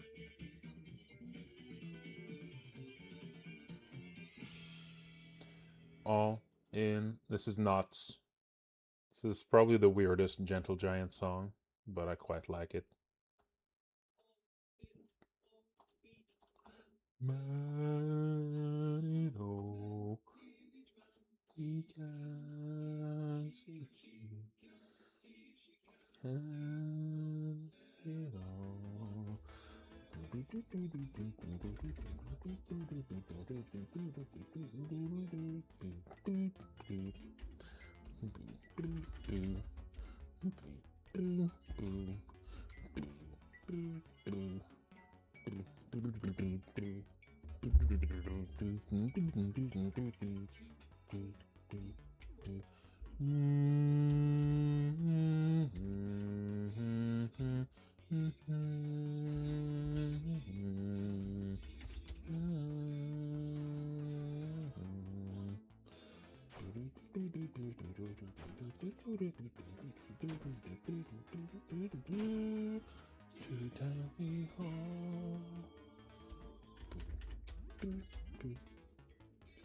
Okay, so now Soul Drain.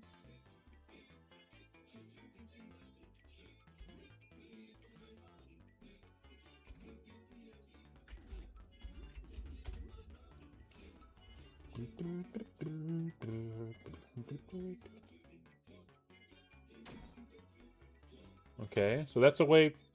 How much? Wait, how much HP did she get from that? Hang on. To test this better, I'm going to entire party is going to decrease.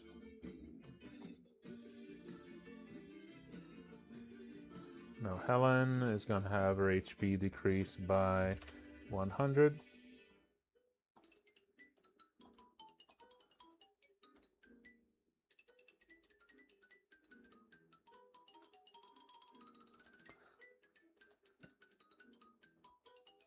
Let's see. No, she does not actually resist Soulless, but she should.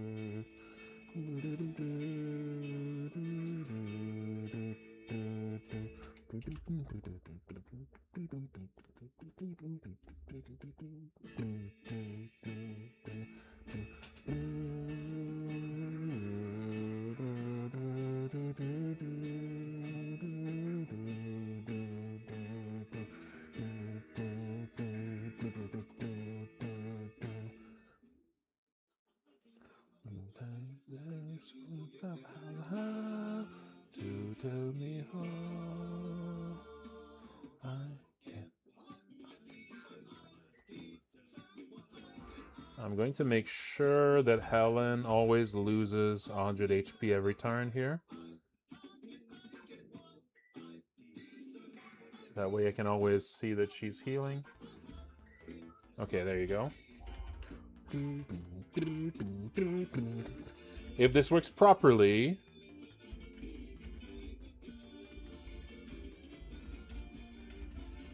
If this works properly, let's see.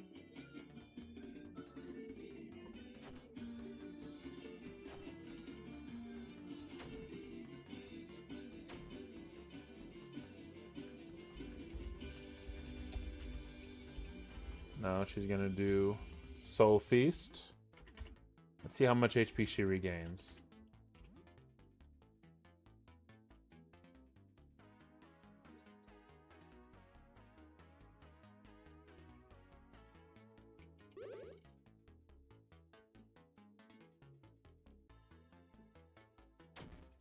Okay, that's not enough. And now, if she tries doing this again, it should not work. Because people can only be drained once.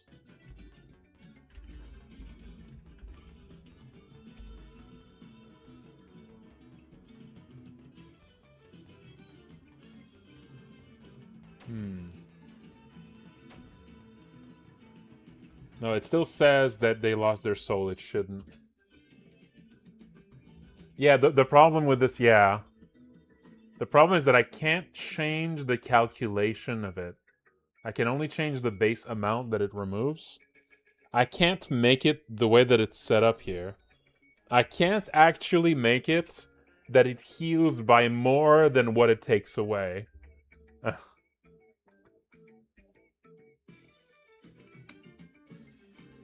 And because, like, allies don't have the same kind of scale of HP as enemies, the amount of HP this could drain from enemies is way higher than the amount of HP this could drain from allies, right?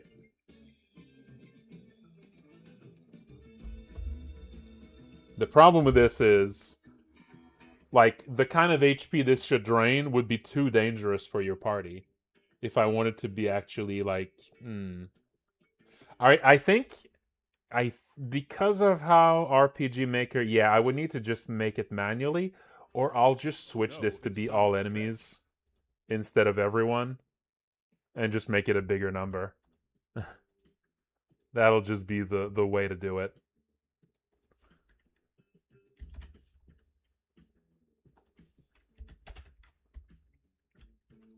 There you go. So it's only going to drain enemies. That is a big buff, yeah.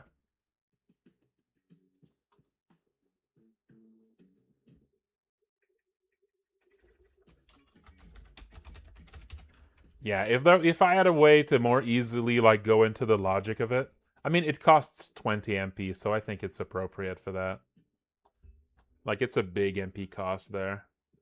So I think it makes sense that it would be a lot stronger. And I'm going to make Soul Drain stronger and Soul Feast stronger here.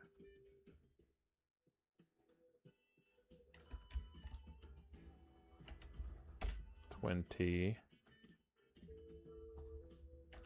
10.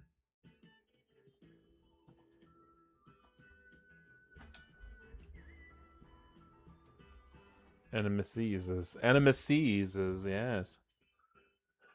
Okay, yeah, there you go. So Soul Feast, the amount it drains for each enemy, it's going to be higher than that, I think.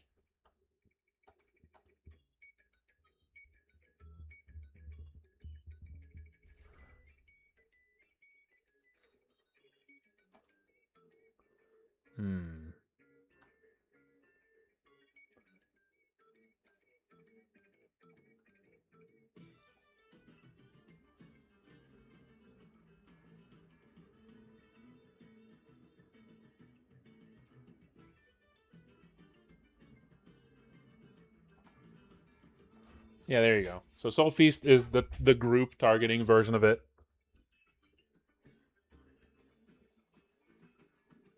It costs a lot of MP, but it should be a pretty good boost here.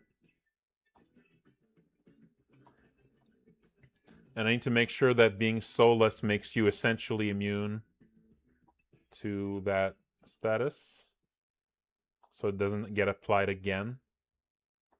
State rate. Soulless. I can't use resist for that because that would actually remove the status. So that would make it 0%. So with this, that should not be... it should not say that it did it again. It should feel... It should basically say that it was ineffective, I think. That it failed. If you do it twice. Let's see. So unmask.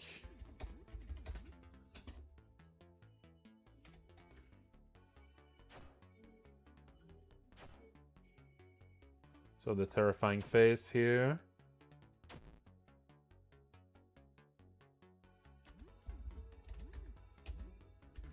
And then let's do Soul Feast. Let's see how much it drains.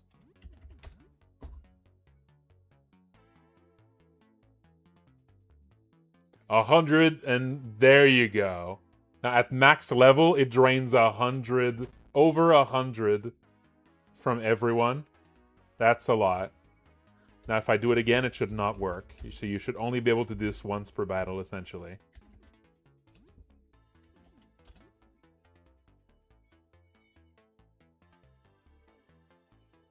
Yeah, no damage. So it doesn't work on someone who's already been drained like that.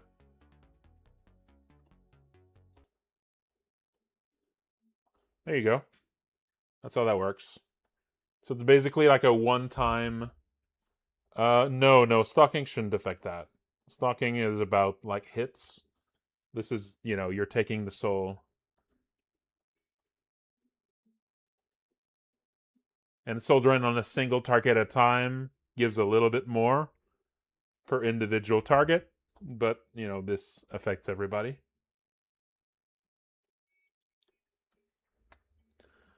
Okay. There you go. So it should be a bit more useful now. And now there's another set of skills that Ellen has, which is the stuff she has under Fallow Will.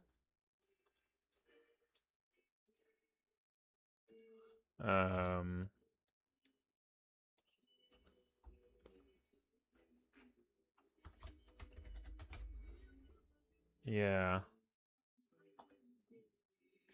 This is Helen's happy place, actually. There you go. It's Grim Harvest, Grafting, Pruning, and Salt the Earth. So the idea of these is that whenever she uses Massacre, she can't use it again until the end of the day unless you use Salt the Earth. That lets you use Massacre again right away. Right? So this is sort of like, or it's kind of like she's like controlling her mood, sort of. She's controlling her bloodlust. And when she spends her bloodlust, you know, she's sort of in a different mind space and she can't do Massacre again. Unless you do Salt the Earth, in which case you actually hurt. You lose half of your remaining HP in order to be able to use Massacre again. That's the idea of this. Yeah. That's the idea of this.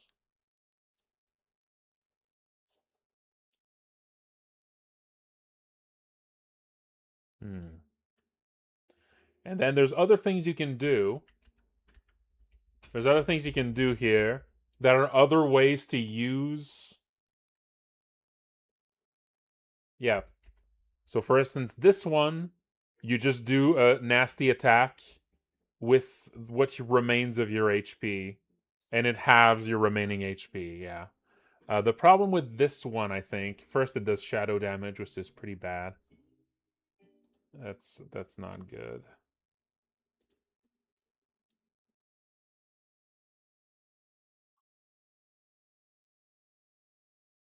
Yeah.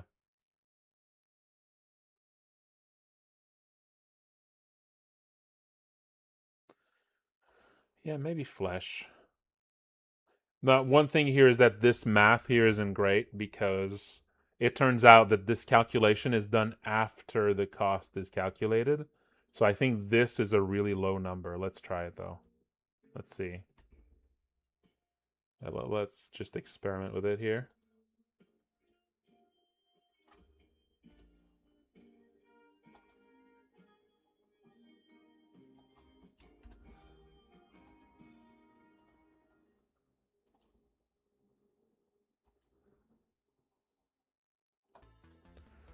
Okay, so let's use Massacre.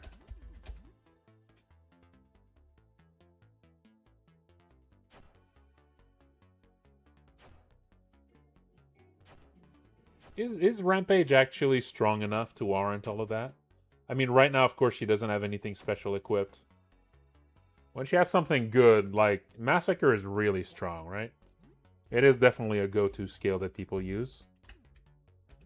Okay, there you go. So now we have all of our alternate skills now. So let's see how much Grim Harvest actually does. Yeah, I think it's not going to do much because unfortunately it removes the HP as the cost before it calculates the HP based damage. So I need to compensate for that. So I think it's going to be like really low damage here. But let's see.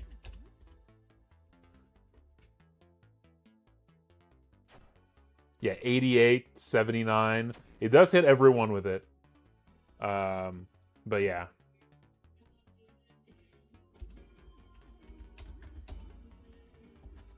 Grafting, this loses half of remaining HP to heal an ally.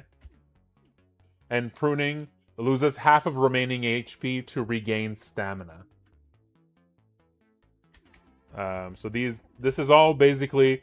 So the thing is that while she's in this state, Fallow will.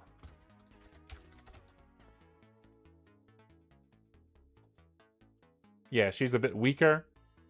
Yeah, her attack is lower, critical hit rate is lower, but yeah, she has access to these alternates. So it's kind of like she shifts, like her HP is now like a resource, and then you can end this with Salt the Earth.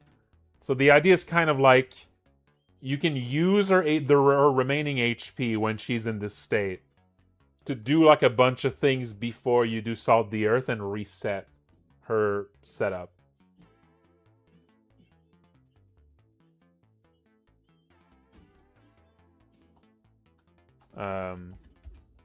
So for instance, so grafting, this heals whatever HP she has left to another ally before losing half of it. This loses half of remaining HP to regain stamina. So yeah, this would give very little here. Let's see how much she gains here. She has 87.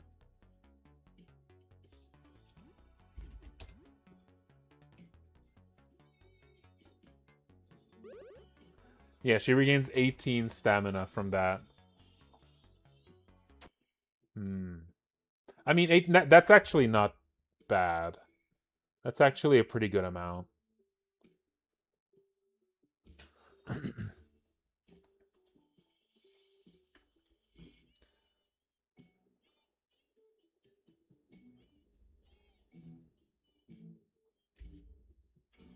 I think this one here. I think this one I'll just double it. Grim Harvest.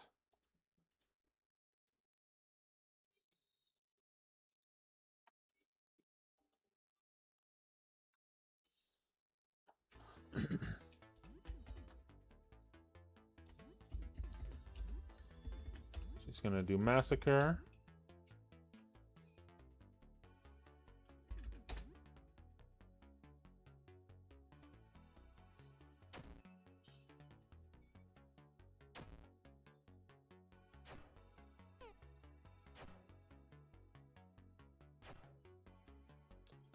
There you go.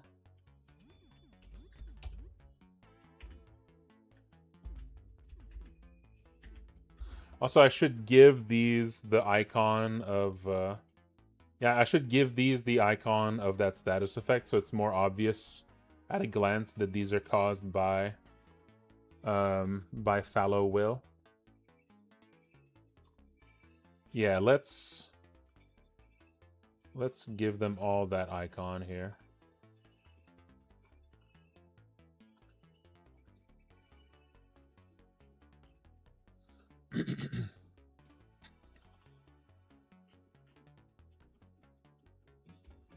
Yeah.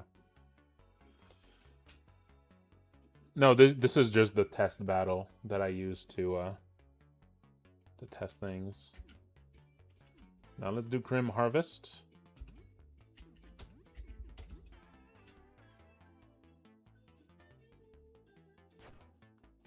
Yeah, there you go. So now it does about the cost. It does about the cost of the skill as damage on enemies. On all enemies.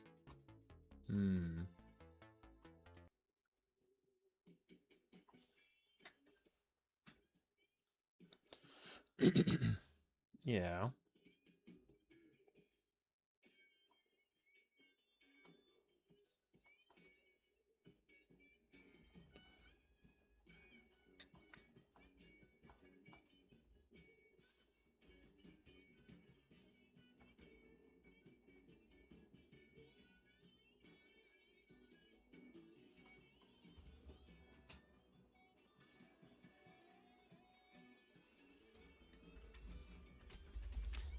I think I'm gonna make this a bit more obvious here.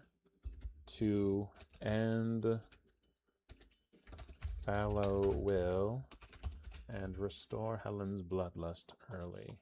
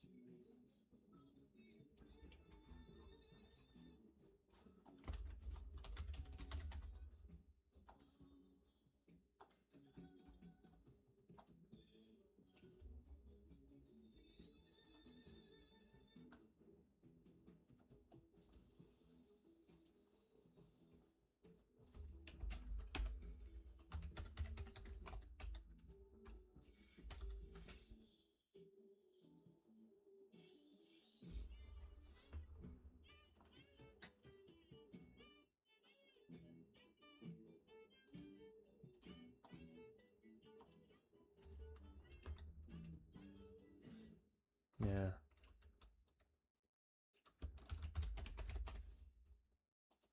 Oh, The Power and the Glory. I really like this one. This album.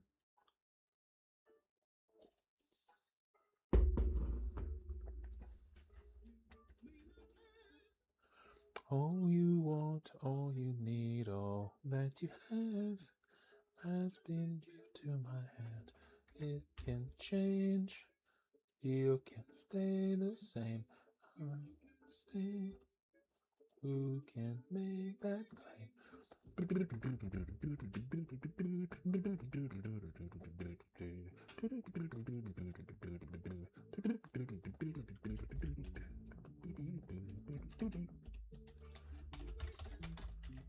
we are in at this time either a good one.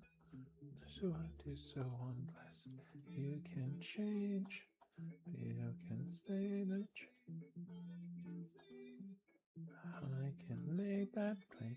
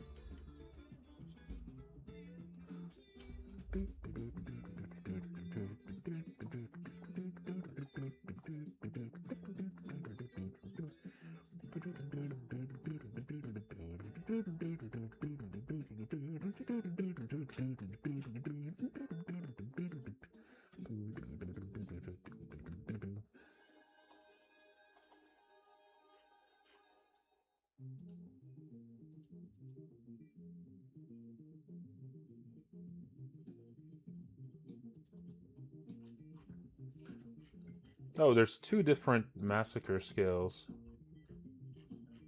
Yeah. I had changed the icon on one of them, but it was the wrong one. I think.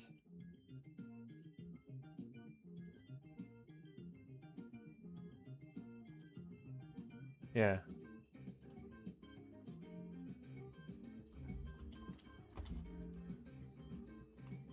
Oh, that's why soft touch didn't appear. I think one of them was just added by mistake. Yeah. I think one of them... Oh! One of them might be from the enemy version. Yeah, one of them might be the enemy Helen version. I think so. Yeah. That's it. I should mark that.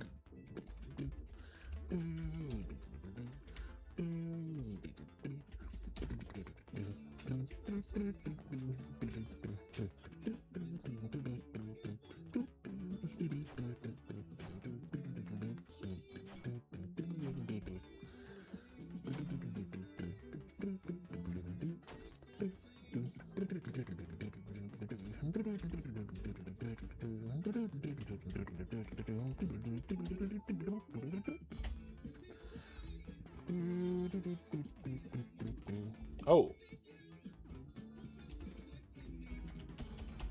Why can't I use Salt the Earth here?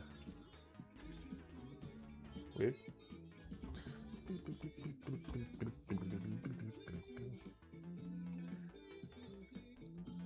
$150.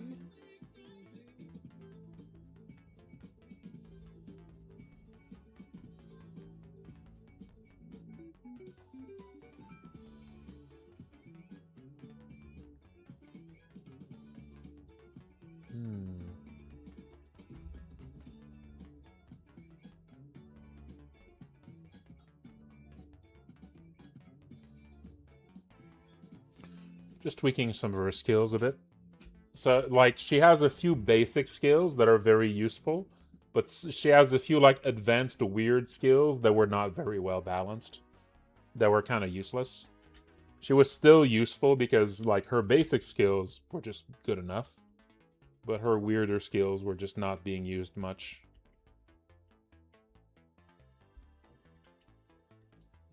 Why can't I use Salt the Earth here?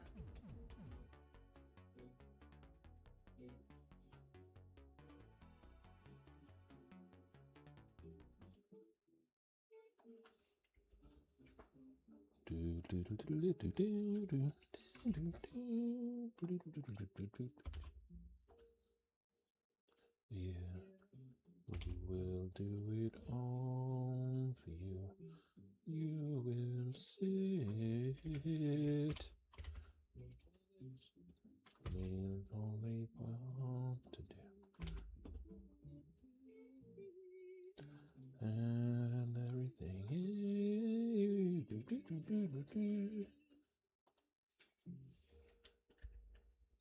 lies. They don't leave and tell the truth. Only he means it. Means not everything he says lies unseen. But everything is.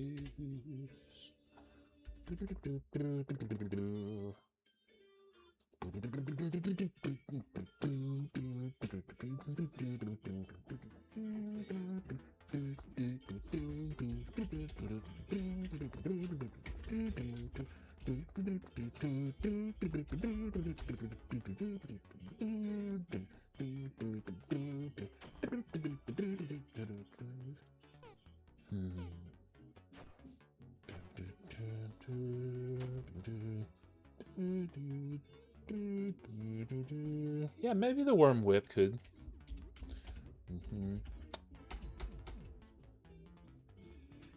Why is Salt the Earth disabled?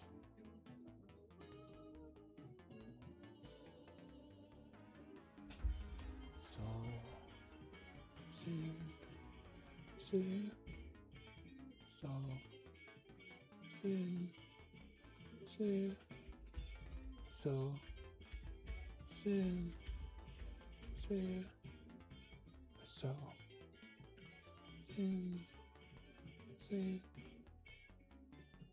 oh, well, 150.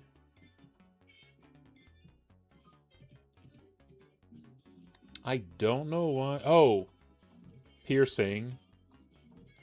Oh, that's funny. It required a piercing weapon to be used. That was not meant to be like that. You needed a piercing weapon equipped to be able to use Salt the Earth. That's kind of funny. That's a bug.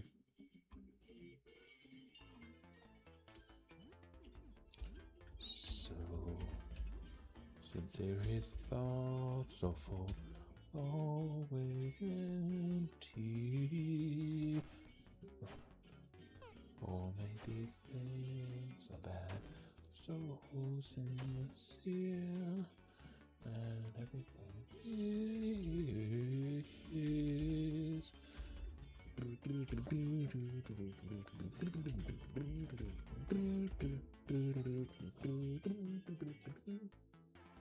Oh, I think I'm gonna change the icon for Salt the Earth. And it's gonna be basically this with an X on it to like show that's the end. It's the way to like end this status. I think that'll be useful.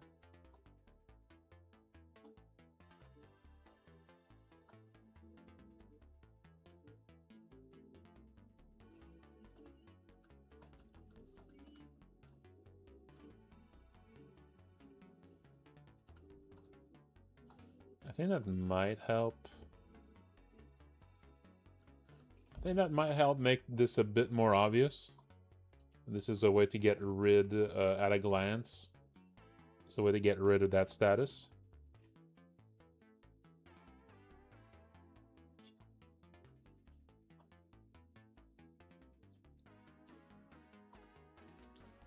That should make it stand out. Because, you know, you have like 4 new skills appear. And they all just look weird. This one's going to stand out a bit now. I think that's going to help. Alright, I think this is more useful already. I boosted them a little bit. Pruning, I think, might be too good. It might be just too good of a way to recover. That might be just a bit too good of a way to recover her stamina. Like, do cleave.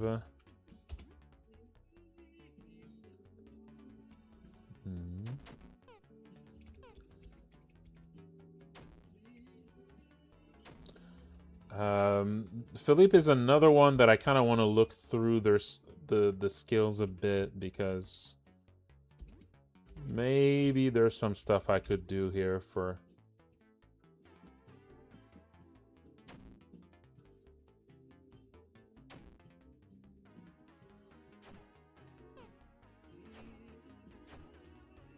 There you go. There you go. So now Salt the Earth kind of stands out more. This is the way to end the Bloodlust early. Grim Harvest, Grafting. That's to heal an ally.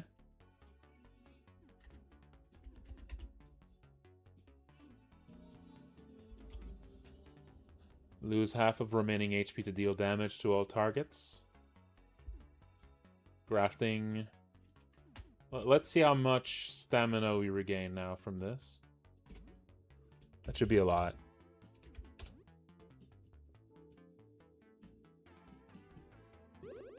Yeah, 43 stamina regained at the cost of half of her HP left.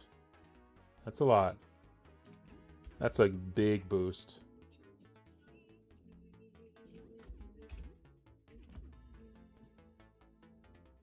Then you can heal an ally. You can actually heal yourself, which doesn't make any sense. I don't think there's any way to exclude... I don't think there's any way to, like, exclude yourself from this.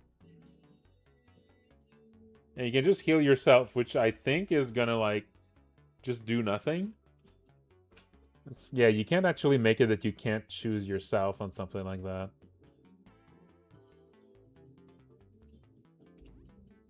Let's see what happens.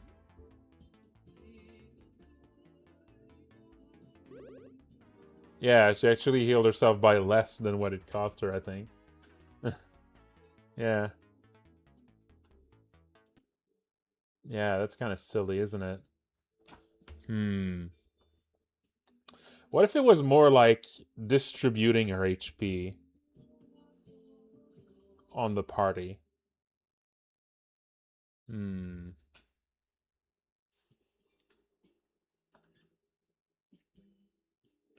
Yeah, what if it was a group heal?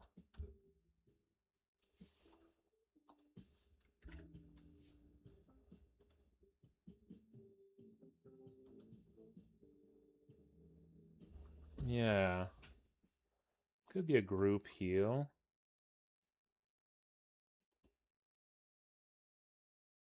Well, it's not actually going to exclude herself that way. It's just that, you know, she's clearly not going to regain much from it.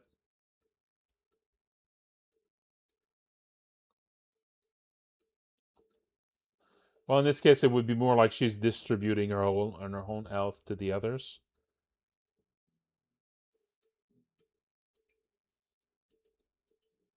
Yeah.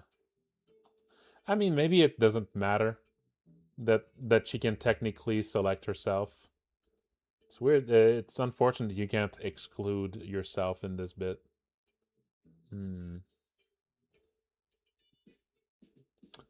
Oh, okay, here's a thing. What if it was a revive? What if it was a revive? So she can only target dead characters.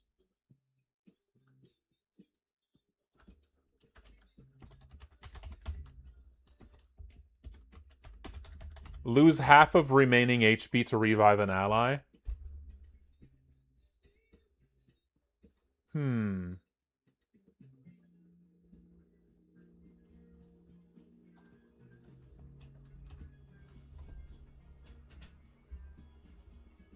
Yeah, that's good.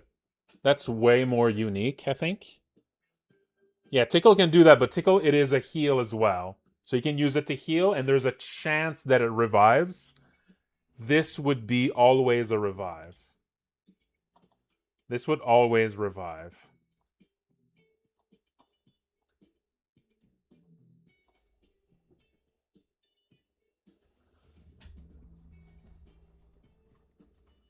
Was always revive, but with only a fraction of the HP that she loses.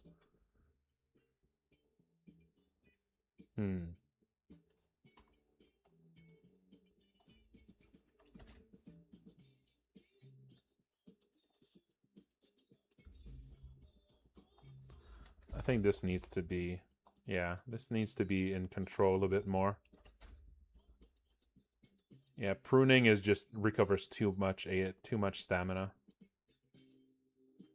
It doesn't. No, it does. It gives a bit more than that. It gives a bit more than smelling salts, but not much more. Let's test it. Let's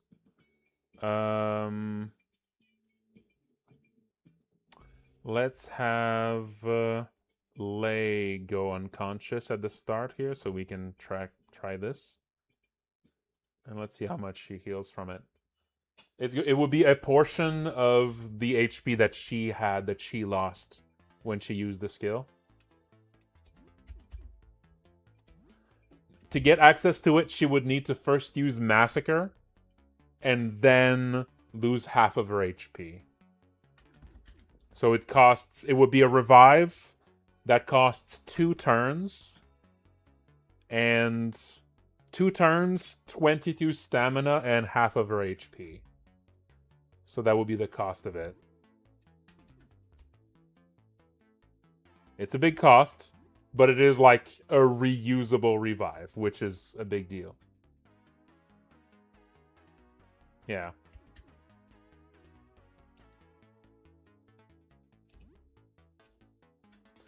Another thing I'm considering is making it that fallow will, that it's difficult to stay in the fallow will state.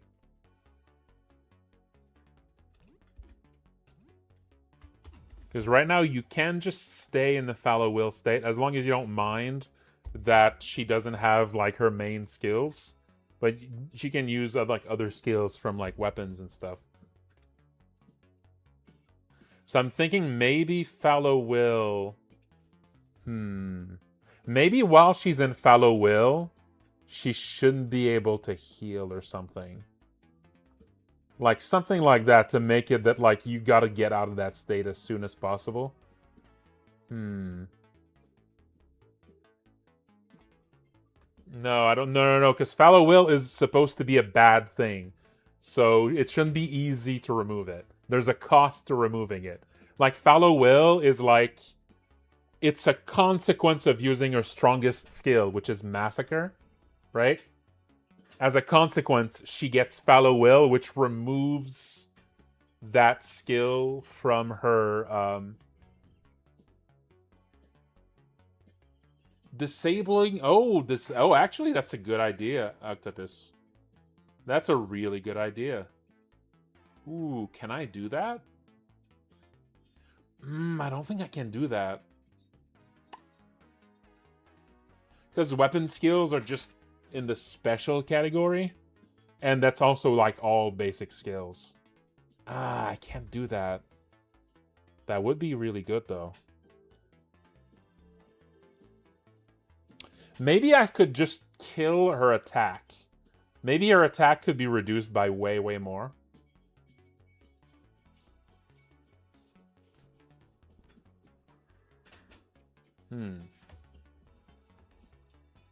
I think I could just tank her attack further, maybe.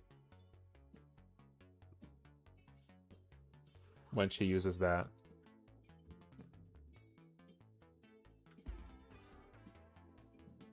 I mean, you can stalk before Massacre. And Massacre is now going to be way stronger with stalk. Because I just made a pretty big change to Massacre. I'll show it here. So let's do Unmask. There's a big change to Massacre that was done. Being stalked. Being stalked. Now, this is Helen using like a default machete here. Now, let's do Massacre. Oh, wait, I already did Massacre. Whoops. Hang on. Let's show that a bit.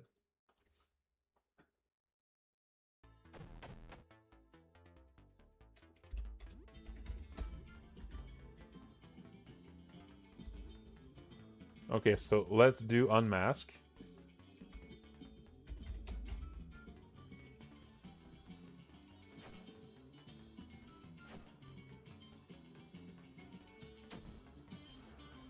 Okay.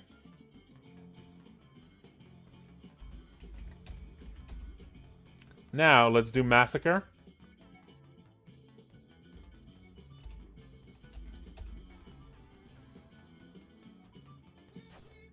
There you go. So Massacre no longer... Oh, there was a miss there. So Massacre no longer removes stalking.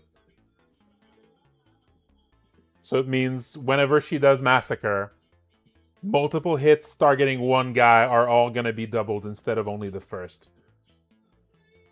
Which, that should make Massacre quite a bit stronger.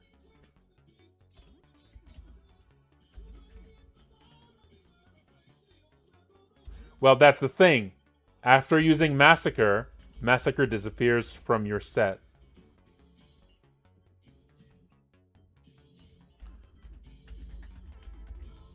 So you need to now salt the earth to be able to get Massacre again.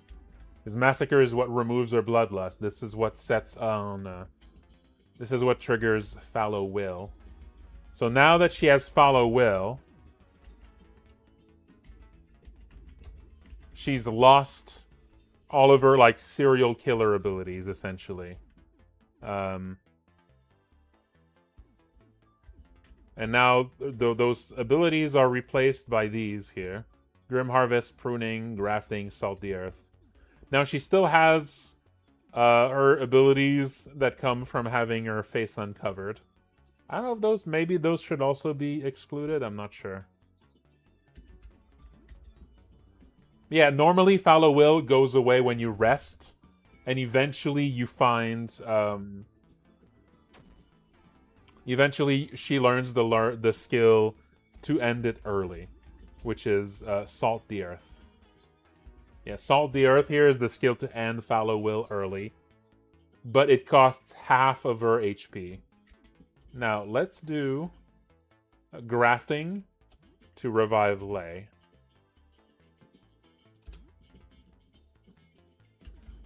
That's what happens when you put the mask back on. It temporarily boosts her defense. So, okay, it revived Lei with 30 HP there. That's a little low. That might be a little too low. That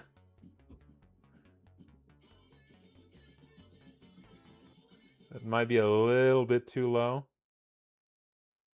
Yeah, it's the HP cost divided by 4. It's going to be the HP cost divided by 2 instead, I think.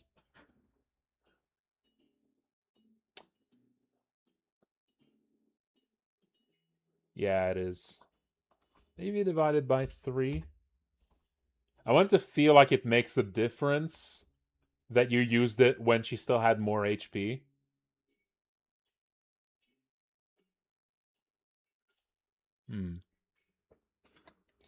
But I do like the idea that you can use this to revive a character for free, but... well, for free, but it does mean Helen is more likely to... you know, having someone's HP like that is, you know, makes her, you know... she's at risk of herself dying. after using that. No, it's gonna be the cost of the skill divided by 3. Because I have to think about this too. That like if you gave Helen a really really high max HP, that means her revive is gonna be stronger, and I like that. That means that like boosting Helen's HP as much as possible is gonna make all of those fallow will skills much stronger, which I think is fun. Yeah.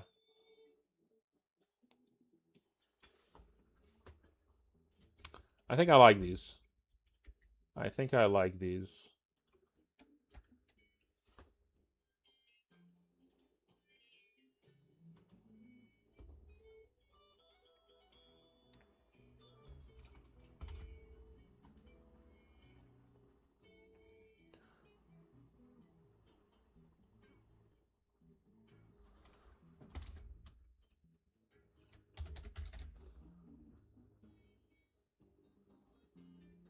Yeah, I think so. I'll do that.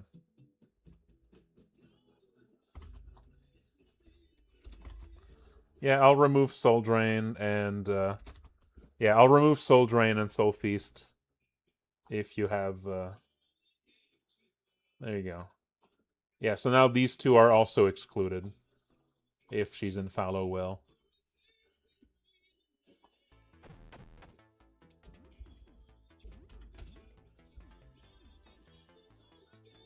So I'm going to unmask.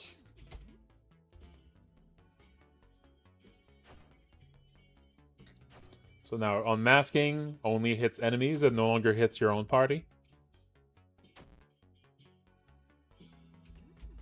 That's another change. I mean, I think the current version already has that change. I forget. There you go. Now Soul Drain and Soul Feast are there. Now I'll use Massacre.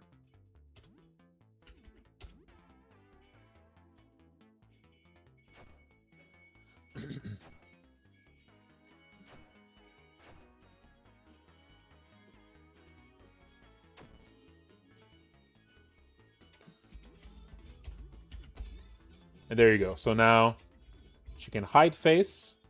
So that part should still be there.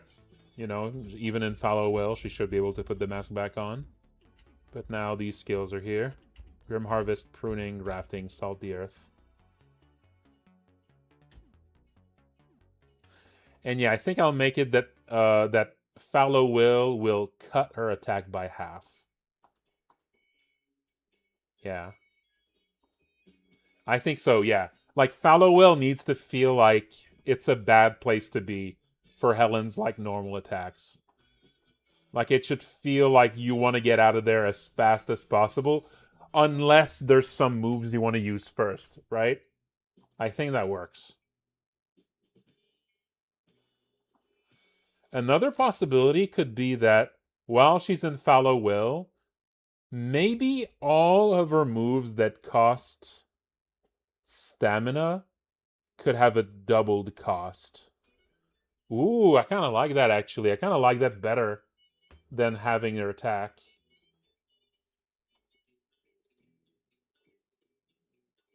Yeah, stamina costs are doubled because all of her fallow will moves use HP instead. So those will not be affected. But all of her other moves... I kind of like that, actually. I think I like that better. I'm going to double her stamina costs while she's in fallow will. So that's only going to affect, like, weapon skills, essentially. I think that's great. I think that sounds good. So, like, if you really want to use a weapon or equipment skill, you can, but it comes at that cost now. So you really want to get out of that state.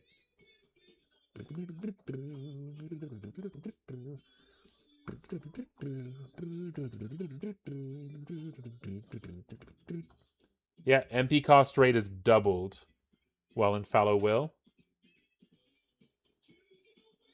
And our attack and critical hit rates are already reduced a little bit by it. But yeah, I like this. Yeah. Like it takes her more energy to be violent. You know, I think that makes sense.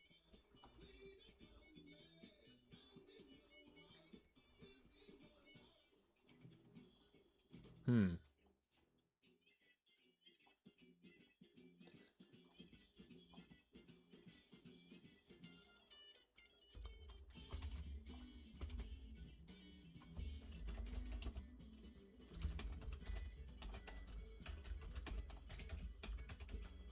Nah.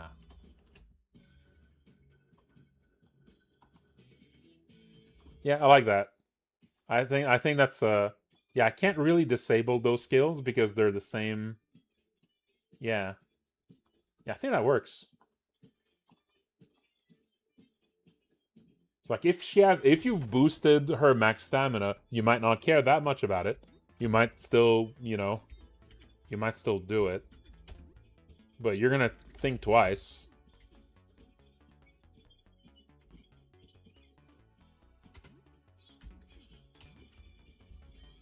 Let's see.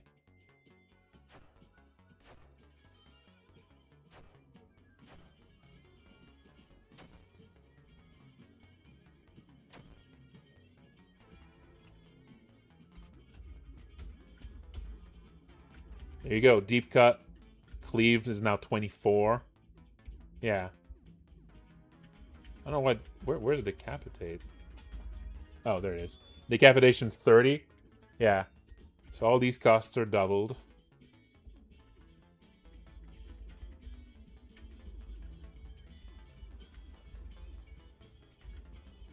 Hmm.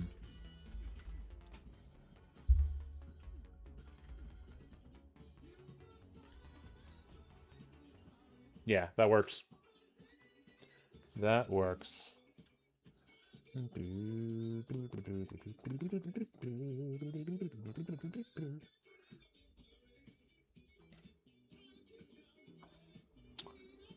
It's not, but it could. Yeah. Oh no, yeah, it is already all enemies. Yes, it is also all enemies.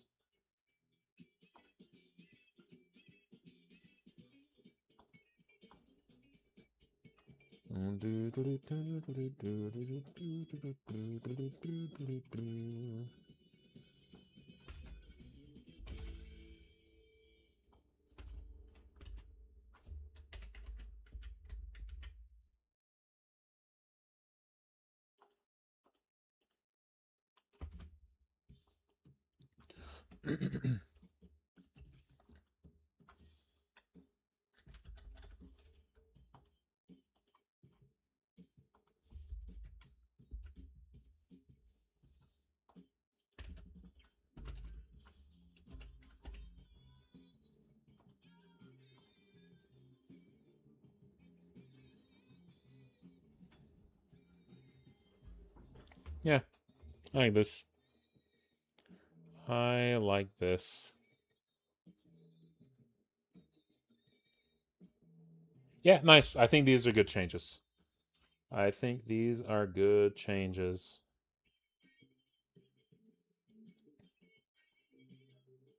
Yeah. Yeah, I think her fallow will state is more interesting now. Oh no, it's time to stretch. She kind of shifts between two roles.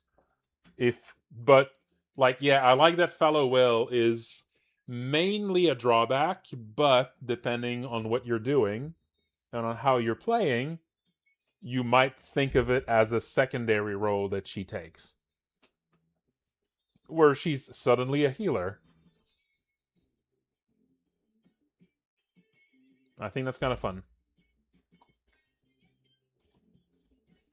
All right. I mean, that was kind of the goal already.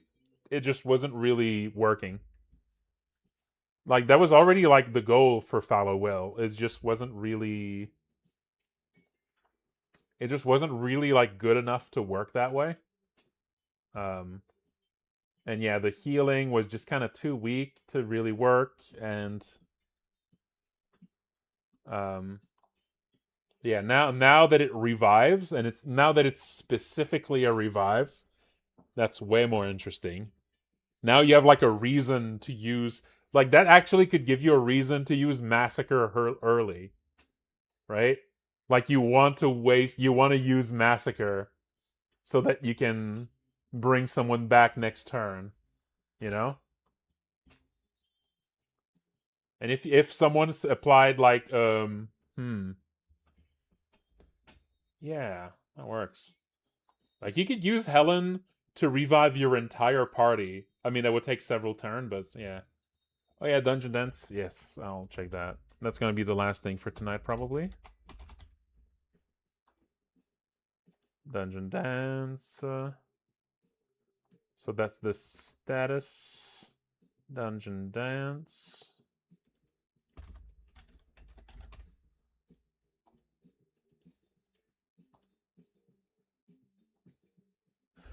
Right, yes. So I think what it used to do,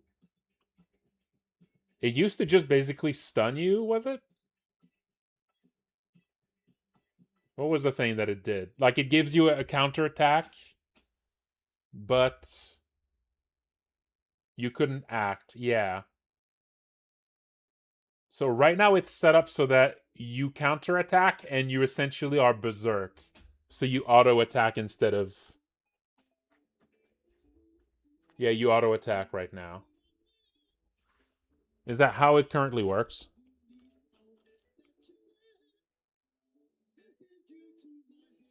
Yeah, you think that's too weak? You think it should just give you counterattacks? Hmm.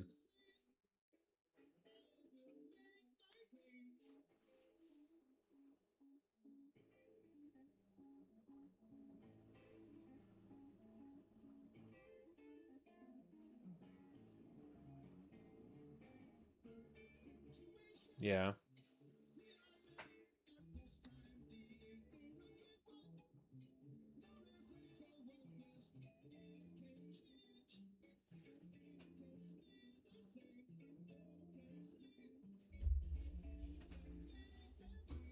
Hmm.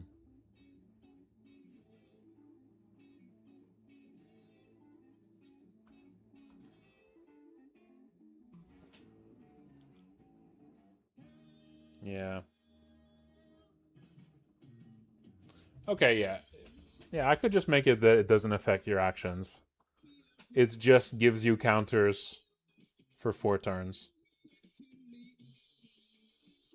Hmm. It just puts you in like a counter state, which already costs. It already costs. I mean, let's see here. Okay. If it removes that, if it removes that drawback, it needs to cost more though. 2 MP is way too low.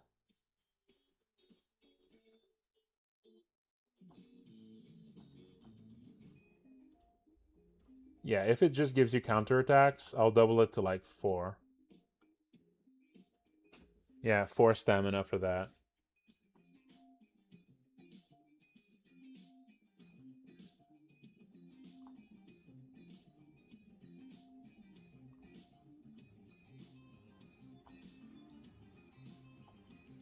Hmm.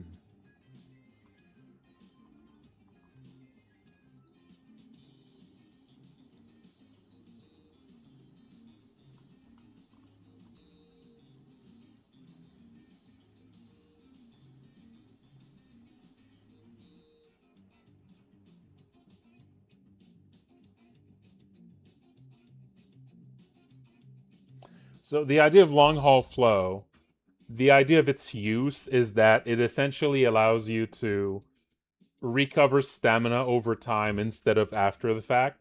So you can use it at the start of a fight and then use skills without having to interrupt your attacking during the fight. That's like the idea.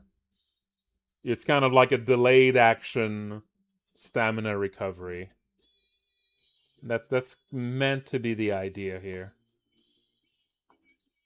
Maybe it's just too weak for that. Hmm. And the reason it sips, yeah, you sip on a coffee for it. Yeah. The idea is that if it costs stamina to use, that sort of defeats the purpose a bit. Yeah. Hmm.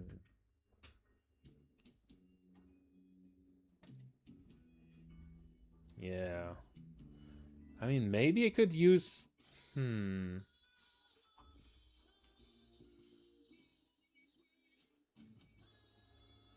Hmm.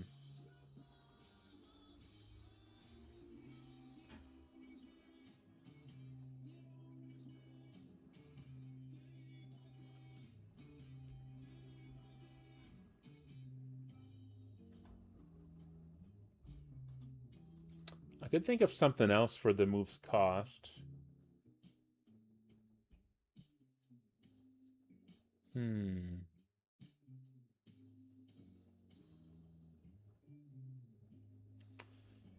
Yeah, but that becomes a little complicated, and there's no way for you to like pick an item in the middle of battle like that without messing a bunch of stuff.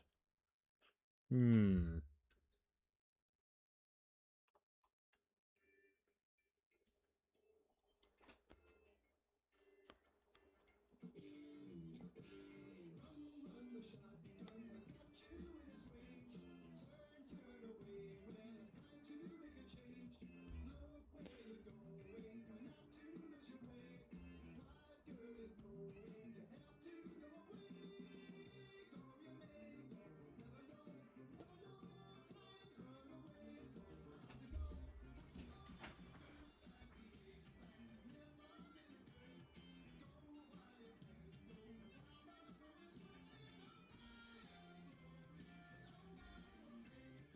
Hmm.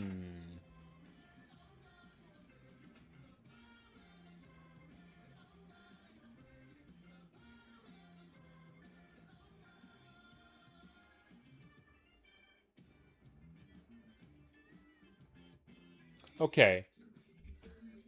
How about if long haul flow,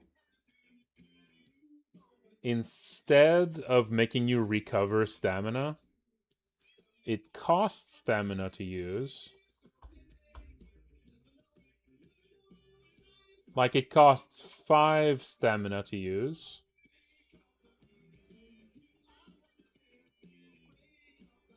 And then it reduces stamina cost while it's active.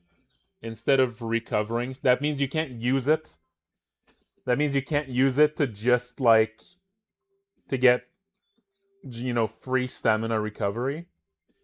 And it could essentially have the same effect in the end. Of that you don't need to like, you can spend most of the battle without hmm. And that might become also something you can use to be able to use Meteor Strike. If you combine this with other things that reduce stamina cost, that might actually become usable without using cheats, which is kind of interesting. So I might actually need to make it usable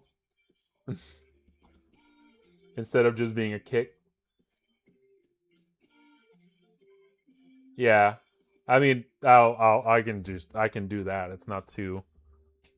But yeah, being able to like figure out a way to actually do Meteor Strike normally, you just need to use all the right combination of things is kind of fun. I mean, people can already do that, but I think you need to use cheats to use it now, right? I don't think there's any way to mess with your stats. I don't think there's any way right now to use it normally. I'm pretty sure it's only with cheats you can use it. Pretty sure. I'm like, yeah.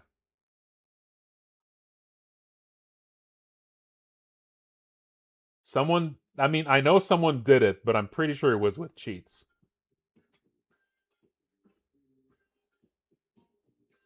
Oh, with the candy machine? Okay, yeah, okay. If you save scum the candy machine to boost stamina. Okay, yeah, sure. That makes sense.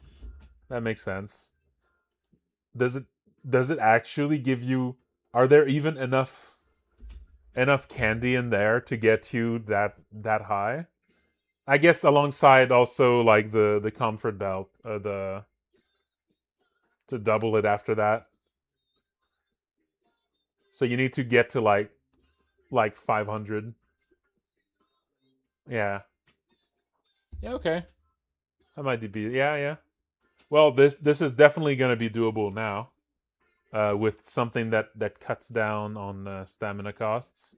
How much should it have the stamina costs? That might be too good, but I don't know. Maybe not. It does. You do use up a turn, and it costs stamina at the start. So I think it could have stamina costs while it's active, and it still feels. It still kind of fits the idea of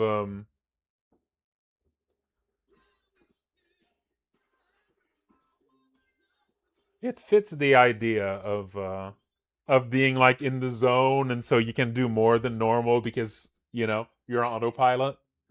I think it kind of works with that. Goes on autopilot.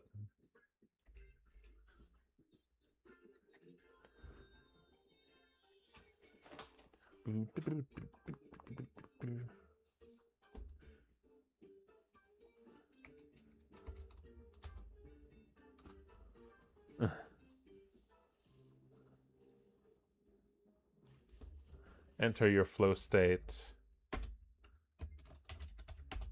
Oh, stamina costs halved for 8 turns. There you go. That should be way more useful now. Should it have a much higher stamina cost of 10? I feel like 10 stamina costs is a good... Like, you would absolutely still... I think with even 10 stamina costs, I think that works. Like, you definitely save on stamina still, as long as it's a long fight.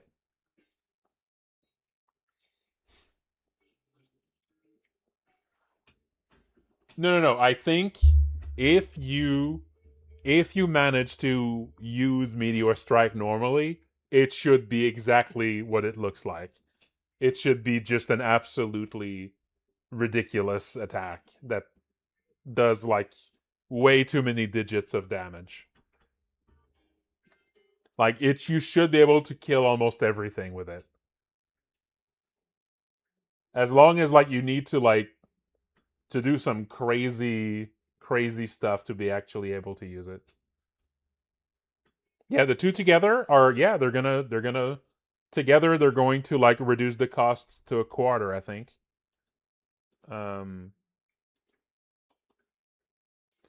Well, yeah, was the Shadow Ring actually did it reduce it based on the current danger, or was it a flat amount? I forget. I forget. Okay, I think it was based on danger because there's no effects directly here. Yeah. Decreases the stamina cost of abilities based on the current danger level. Okay, let's see what that amount is. I think 50% was the maximum effect.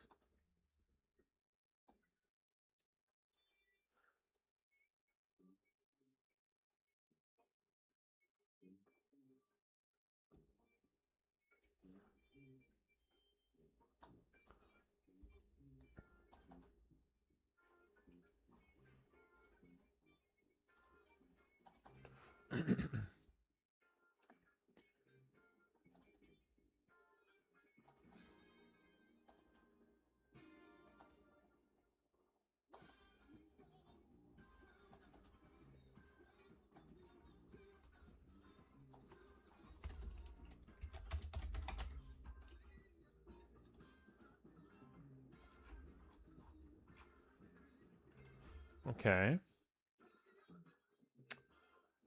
Okay, so if the ratio is it removes 20% at first. Hmm.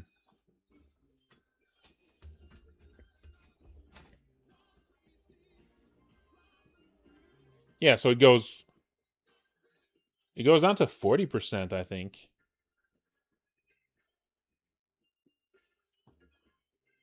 Now that you have another way to reduce it, that might be too much. Let's make it start at 10% instead. So it can only get up to 50% reduction. So the both together would get you like 25% costs. So that means to be able to, if you have both of these at once and danger is at maximum, you would only need like 250 or so stamina to use Meteor Strike.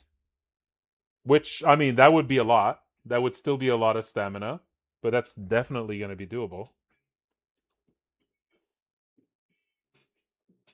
You might not even need to cheese the gumball machine with that.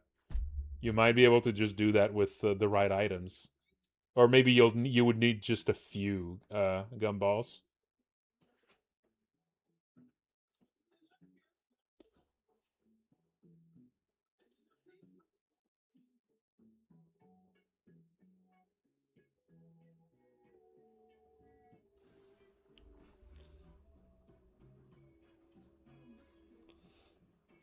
All right, I can have a look at running tackle. Sure, a running tackle. So it does 1 plus max HP divided by 20 instead of current HP, plus your defense, minus enemy defense halved.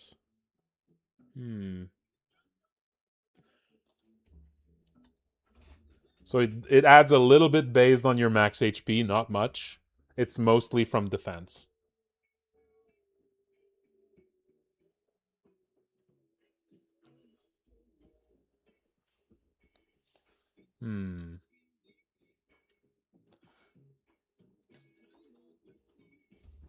I could remove the HP element because there's too many things already that scale to it max HP.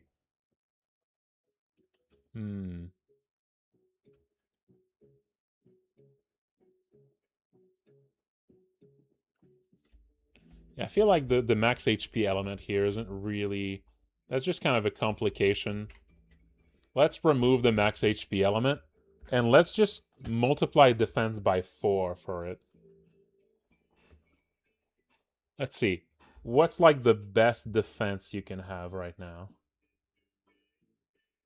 That would be defense times 4. Okay, on Sam, let's look at the defense we can get here. I don't think there's any weapon that raises defense. Could be wrong. I don't think there's any range. Oh, well, actually, the shields raise defense, don't they? Oh, the Angel's Bat raise defense? Okay. The Riot Shield. I forget if you can actually find the Riot Shield right now. Is it in there somewhere?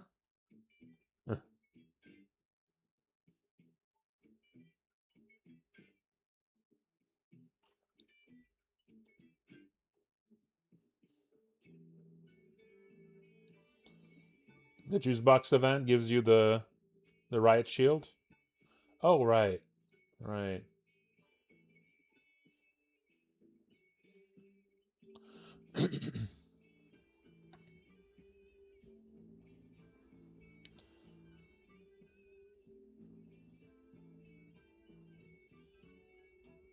Angel's Bat. All right, which hat has maybe the armor? The armor hat might be the best. The actually Pickelhaub maybe. No, there's just 2. Welding helmet. That's 3. The dragon head. That's 2.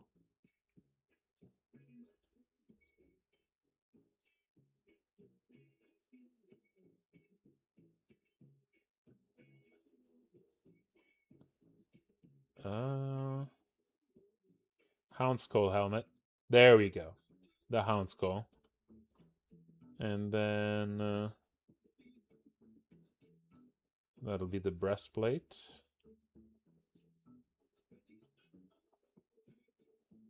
Actually, does the Kevlar suit give more? Or does the breastplate give more? The breastplate gives more, okay. What about the flag jacket? Yeah. So breastplate it is, 28. And the sabatons. Let's see, which one is the best accessory for armor? Elbow pads. Elbow pads give some at least. Maybe champion's belt gives more. It does. Anything more?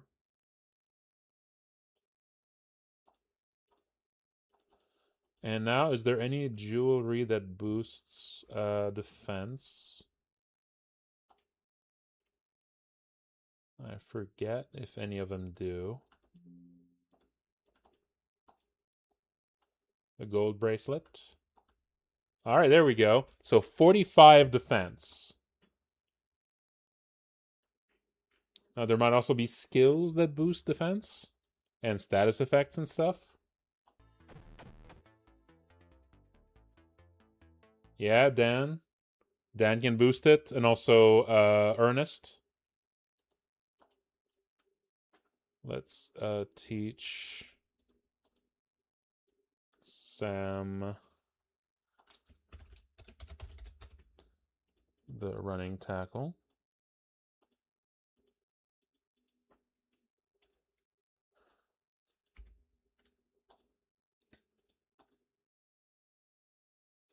Ernest has something that boosts defense, I'm pretty sure. And Dan.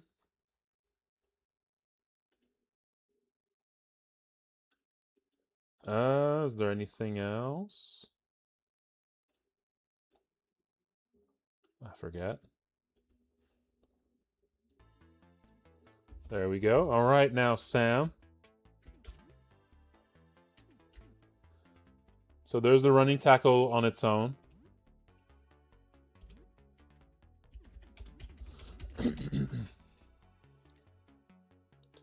With only gear.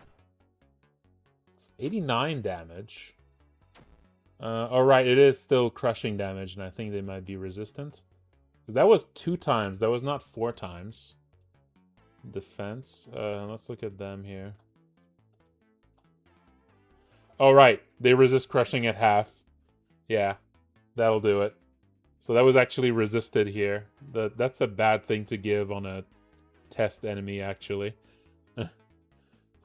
That's not a great thing to put on a test enemy. It kind of messes with the results.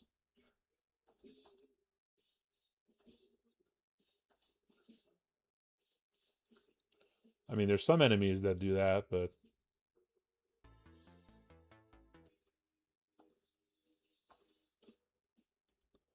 Let's try this again without that resist.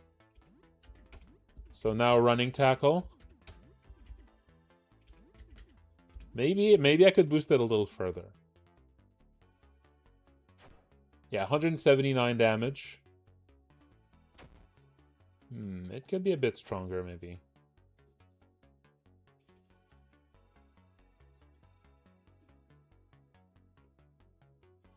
Yeah, considering this is the maximum defense you can get. Now, not counting the buffs that can also boost it further.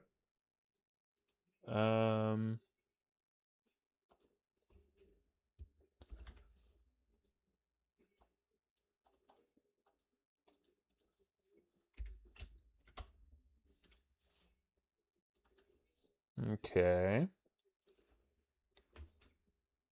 It's also very cheap, though. It's only 1 MP. Now, if I make it stronger, I should boost its cost. To 4, maybe. Now that it does, like, slightly more damage, the cost shouldn't just be 1. Since it's a late game skill, too. Maybe 6. And I boost this to 8. 8 times the defense. Let's see what it looks like. That takes a lot of Now, that is a way to do damage without using up your weapons, which makes it pretty valuable on its own. But of course, you need to spend a lot of money on armor. That's almost... yeah, that's 350 damage for just 6 stamina. That's pretty good. Now, let's see what happens if we use the Song of Defense and also a calm intro on Dan.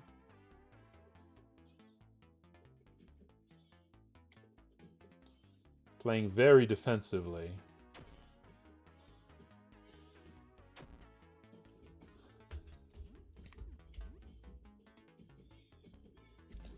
Running tackle again. And you are going to do bless. Wait, oh, protection. Does that actually boost armor or does it reduce damage taken?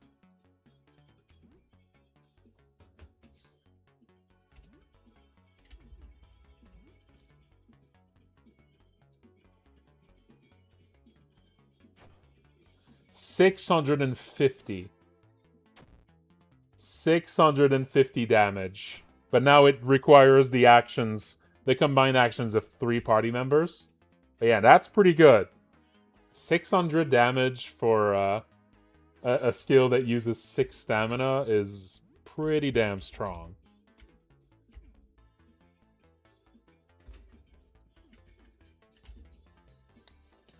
That is pretty damn strong.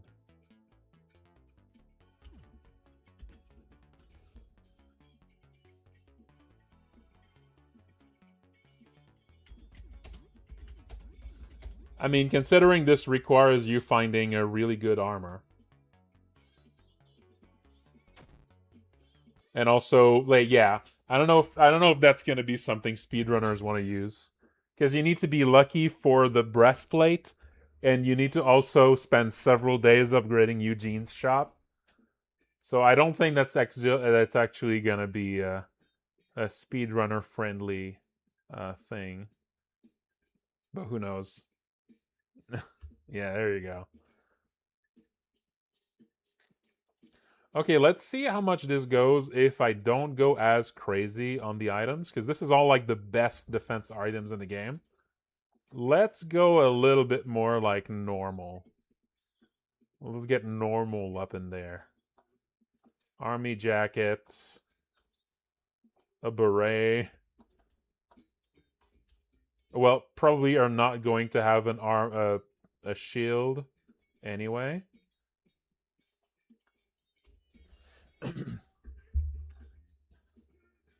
Also, that's going to give you a good melee attack if you're Gun Sam too.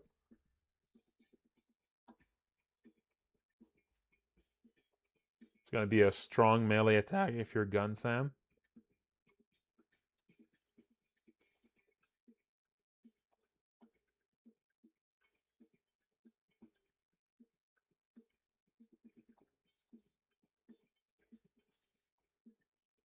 All right, so now I have just 7 defense. With 7 defense, that's like a more normal amount of defense for someone who's not really optimizing this. Just using the status effects to boost a normal amount of defense as much as possible. Let's see how that feels. So, Song of Defense, calm intro. So this is without spending too much on boosting Sam's base stats and just focusing on using skills. Now, running tackle. And you're going to use protection on Sam.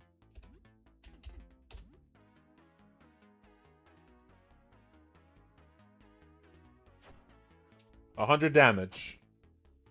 That's respectable. This is like without making a special case of it. Just a regular thing, just using 2 skills alongside it to boost it.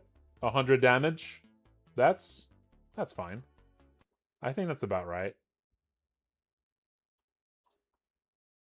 And now if you don't do this at all and you just use it without any, like, you're just using the skill on its own without any attempt at boosting Stam's defense at all. Let's see if it feels like it's a waste that way.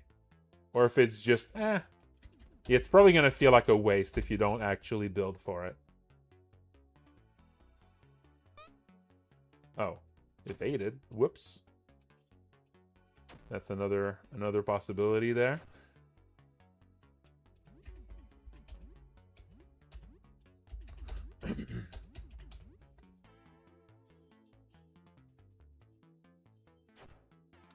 Okay, it's 64 damage with nothing.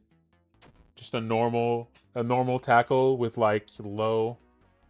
That's like that's not a good amount, you know? Like for 6 stamina, it's a bit of a waste, but you know.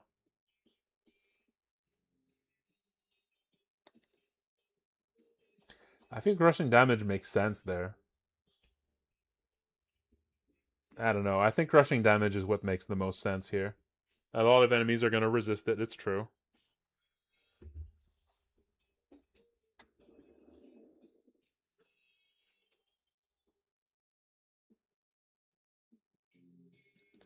Yeah, this is your defense multiplied by 8. That's what this does.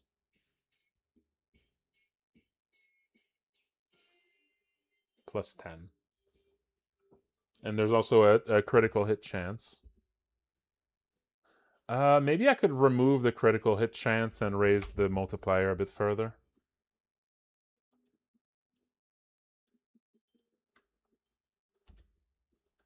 Yeah, I'm gonna remove the crit chance.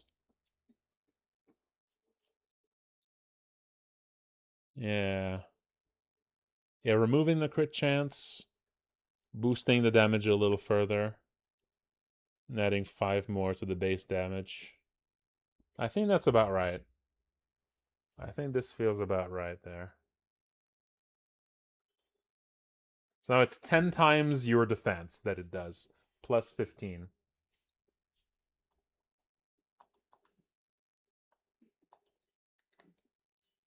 There's some enemies that are weak to crushing. Crushing is the most common enemy attack element.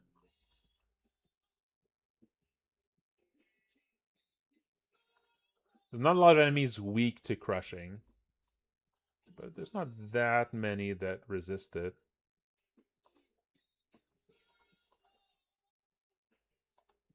The thing with crushing attacks is they usually have the enemy defense. That's the main thing, is most crushing attacks use half of enemy defense instead of the full. So they're generally good against enemies with high defense.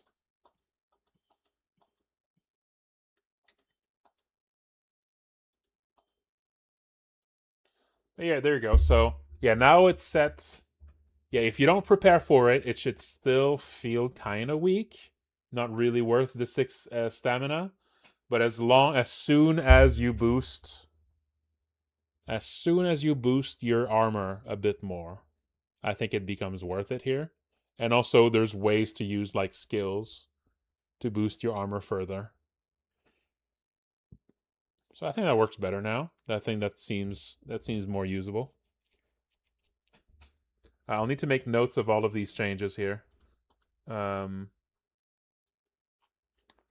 So balancing, running tackle, now big boost to running tackle. Dungeon Dance no longer forces Sam to attack.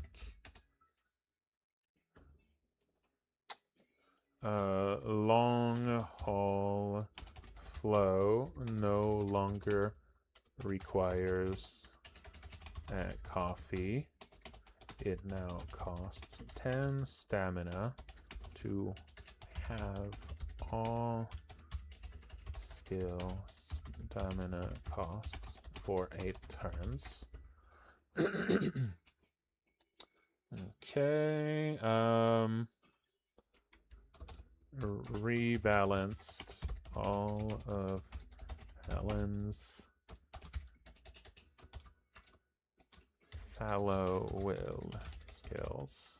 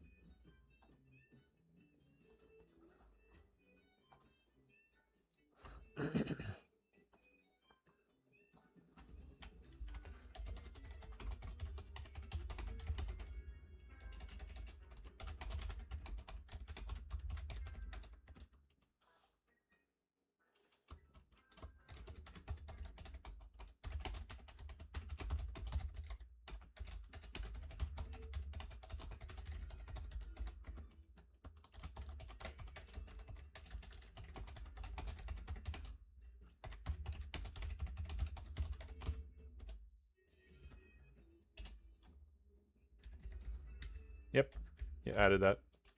Now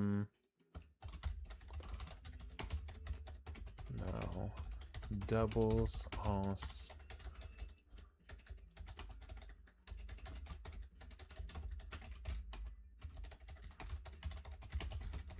fallow will now state now doubles all of Helen's skill stamina costs.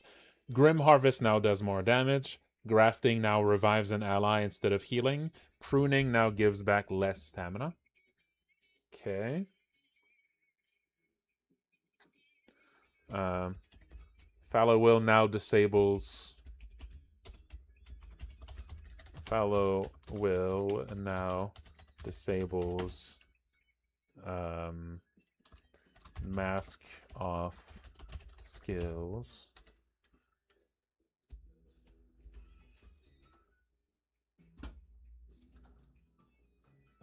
Also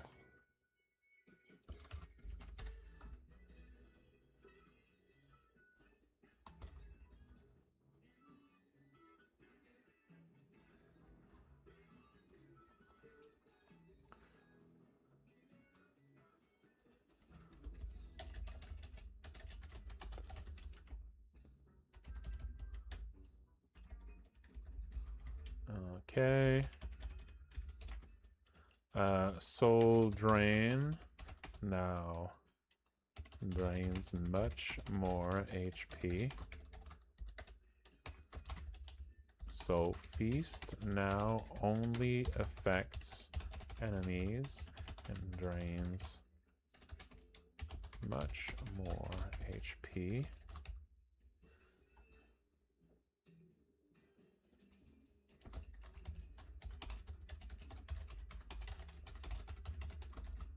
Okay. Grim Harvest now does more damage. Grafting now revives an ally instead of healing. There you go. That's, I think, all of the changes. I think that's all of them. Oh, no, there's more things. Added new, stronger slingshot. Sophie. No, not defined. Added limited opportunities for characters other than Sophie to find some special marbles.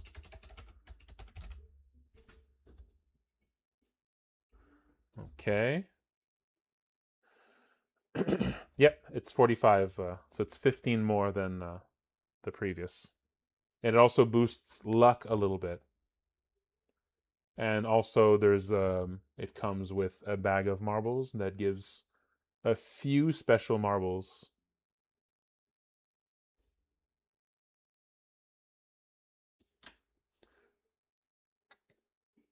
There's not that many. Are there a lot of things? Like all the pipe enemies resist crushing.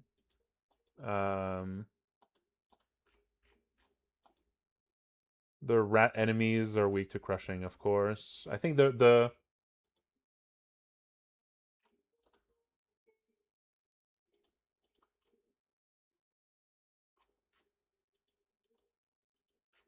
let's see. Oh, the eye monsters resist crushing, I think. Yes, the eye monsters tend to resist crushing.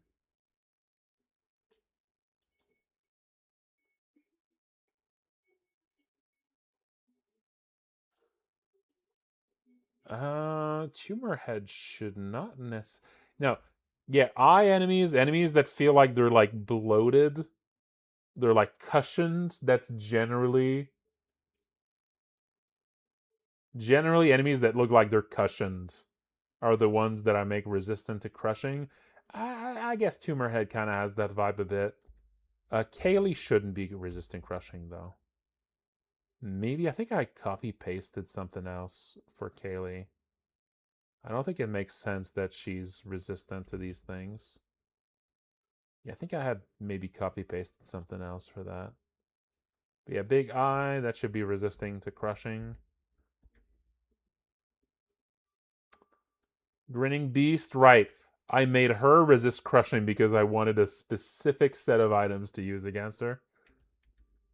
But yeah, these guys here, yeah, big eyeballs.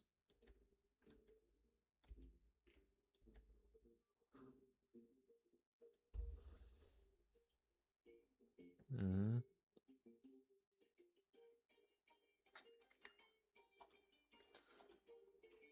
I think taxidermy enemies maybe should just be neutral to crushing. I think they should just be neutral to crushing, not necessarily resistant to it. Yeah. Like it makes sense that slashing is good on them, but I don't know if crushing they should resist it. For plants, I feel like it makes sense. Like you want to you want to use cutting weapons for it. I think for plants it makes sense that I shouldn't remove that. But I think I'll remove it for the taxidermy enemies.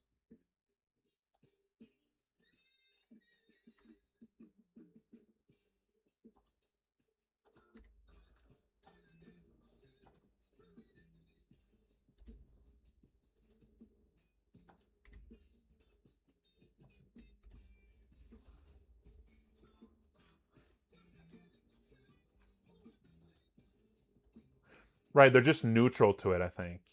But they resist crushing by a lot. Because I wanted their weakness to be fire and acid specifically, I think. I just wanted them to be neutral to yeah, the worms. The worms could maybe be weak to crushing. Not by too much though. Like 120, yeah, 25% weakness. I think for worms it makes sense for them to be a bit weak to crushing. That feels like that's a squishy thing that should take a little bit more damage from crushing.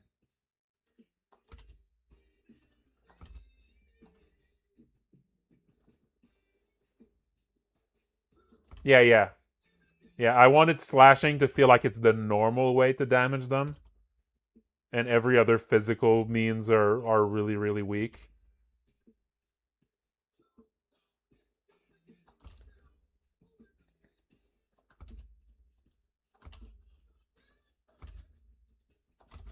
There you go. So just slightly improve crushing damage on the worms. I think it makes sense. Not by too much.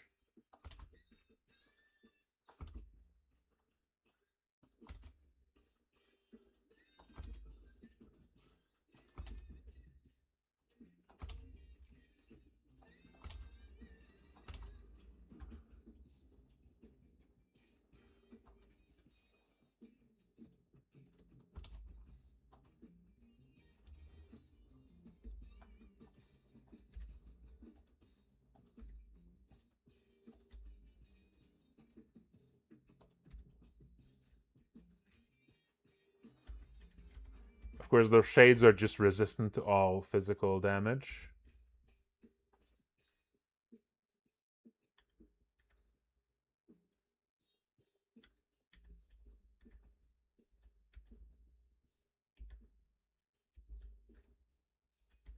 Not sure why these are weak to slashing. Does it actually?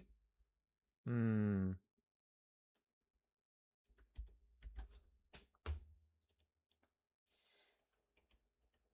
Well, this one should be. This one is a bug. This one should be weak to crushing.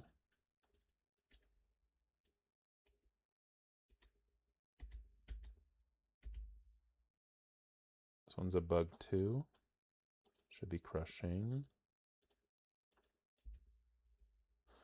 These, yeah, they're kind of fleshy. Usually I think something very fleshy should be weak to slashing. So something very fleshy that has like thin limbs especially. I tend to think of that as like you can chop these limbs off, you know? The Shadow Ring has been fixed, yes, in the next update.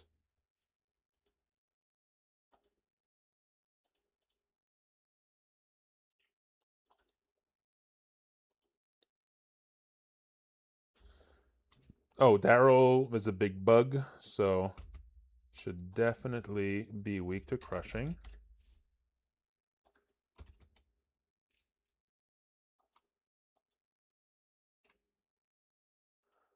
Yeah, all of these are weak, of course. To that, that makes sense.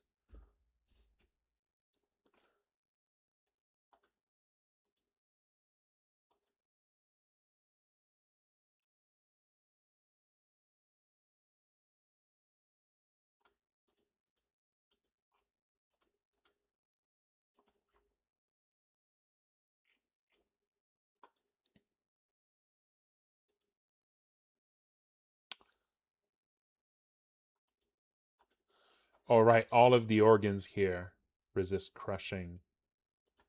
Should they though? I feel like they should just be neutral to crushing. Like they're organs, like they're squishy. That's probably what I was thinking. You know, fleshy organs, but it's still like you don't want someone to you don't want your organs to be hit, you know? Hmm.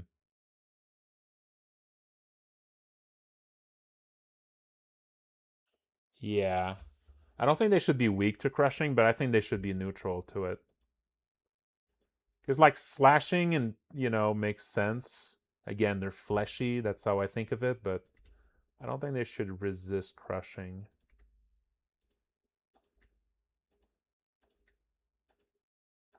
Hmm.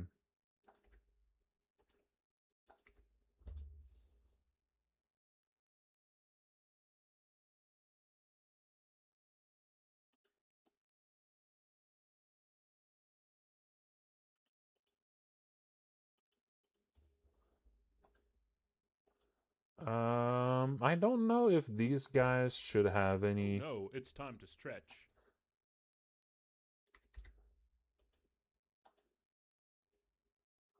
These guys just tend to have. I think I'm gonna remove the resists on these here.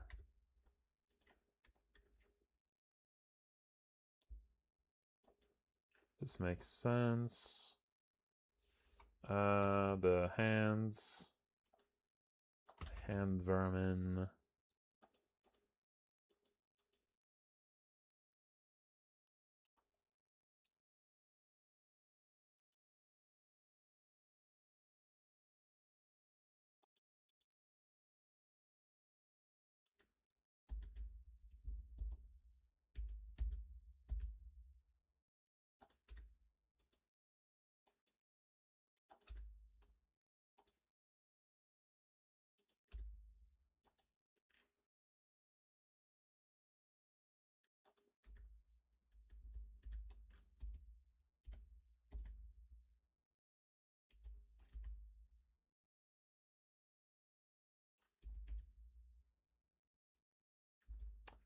These are all weak to that. Noah. The bugs, yeah. The bugs tend to be weak to that.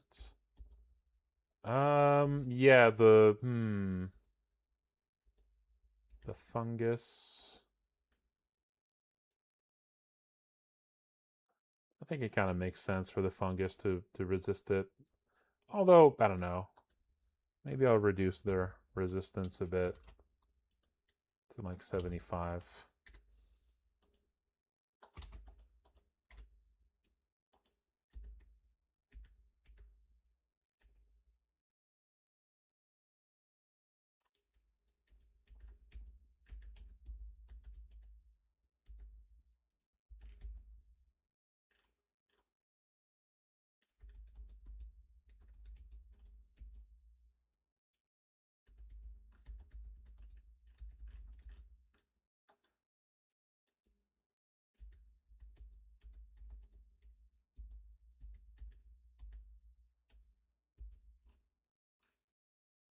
Yeah, see, big eyeball like this, that's definitely the kind of thing that'll make resistant to crushing. Okay, these are not really. Yeah, these are not too.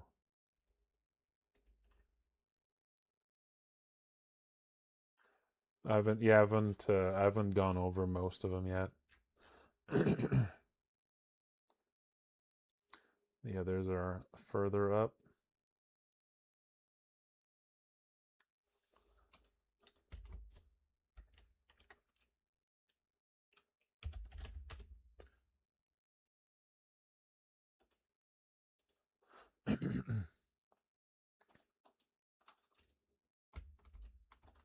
Yeah, just reducing that.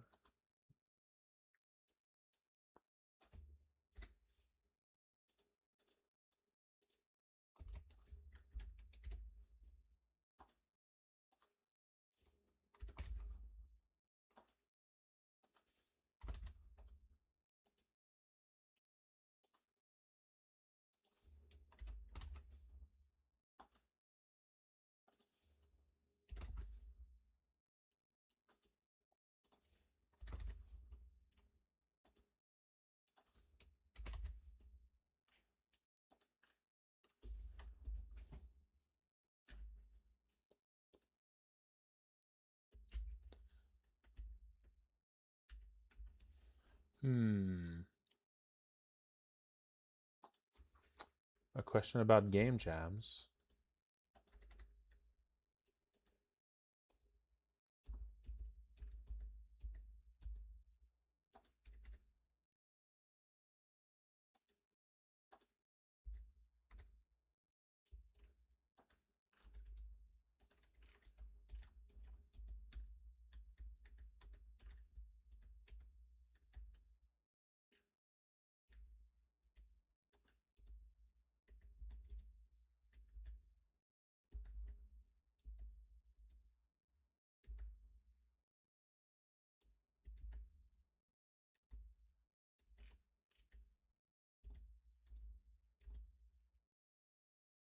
Sure.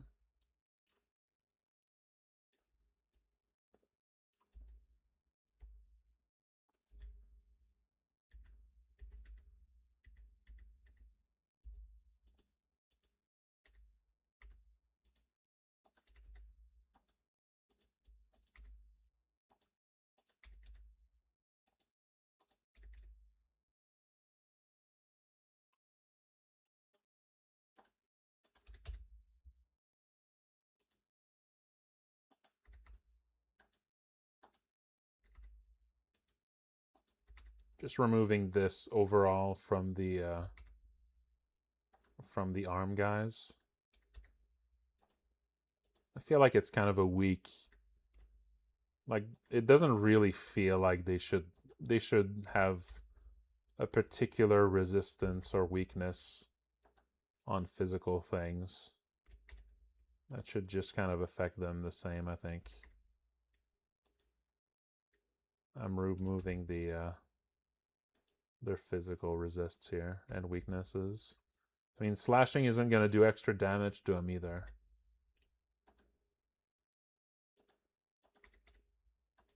They're just going to be neutral.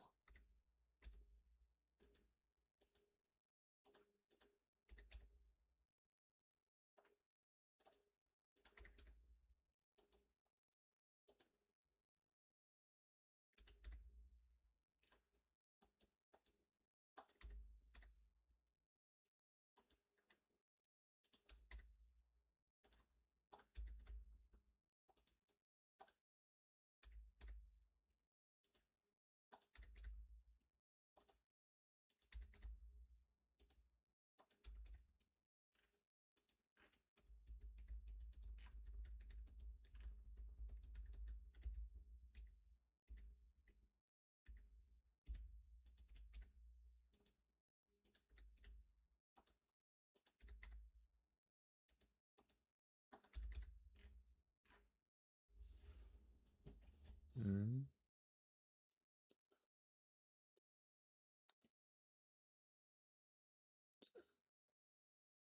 Different version controls? Oh, you mean version control? Ooh, usually in a game jam, I don't use version control. Usually in a game jam, I try to go for something simpler, but usually we try to organize it so that we're not really working on the same stuff programming wise. Like we just don't want to have to mess with merging code in a game jam. We try to like separate the work in very basic ways, and we just use like Dropbox basically over a game jam. We just don't want to have to like we want to simplify. Basically, like if it feels like we need to use version control, we're probably working on like we're overlapping the things we're working on too much, and it's something that requires too much um like coordination. That's just the way we do it. We tend to just kind of. I mean, usually we often in game jams only one person is working on programming, or if multiple people are programming, it's very distinct, separate things they work on. But yeah, we try like feeling like we need version control is generally like a sign that the project is like too complicated, or we haven't like separated the tasks enough for uh for a game jam. But the version control I use is Git. I just use Git. But I'm not like super good at that stuff. So I wouldn't necessarily trust my recommendation as meaning anything more than anyone else's. I'm just not a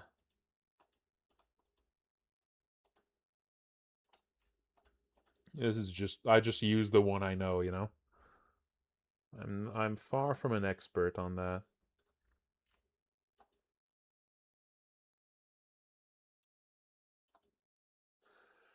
All right. Yeah, that's going to be it tonight. Yeah, we're it's pretty late, but yeah, lots of things done here.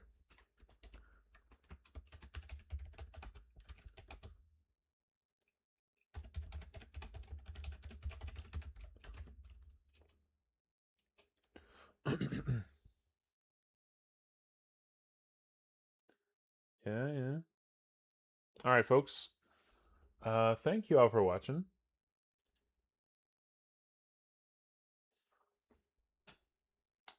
Let me see here.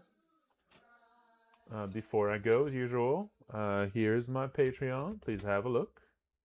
And let's look for someone to raid on Twitch. Let's see, is anyone playing right now?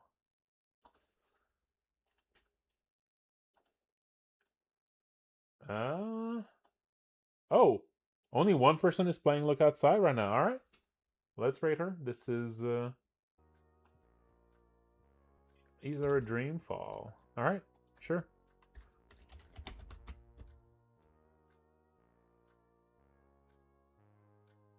Yeah, there we go. All right, yeah, let's this might be our first time playing, so no spoilers, folks. All right. Thank you all for watching, and take care.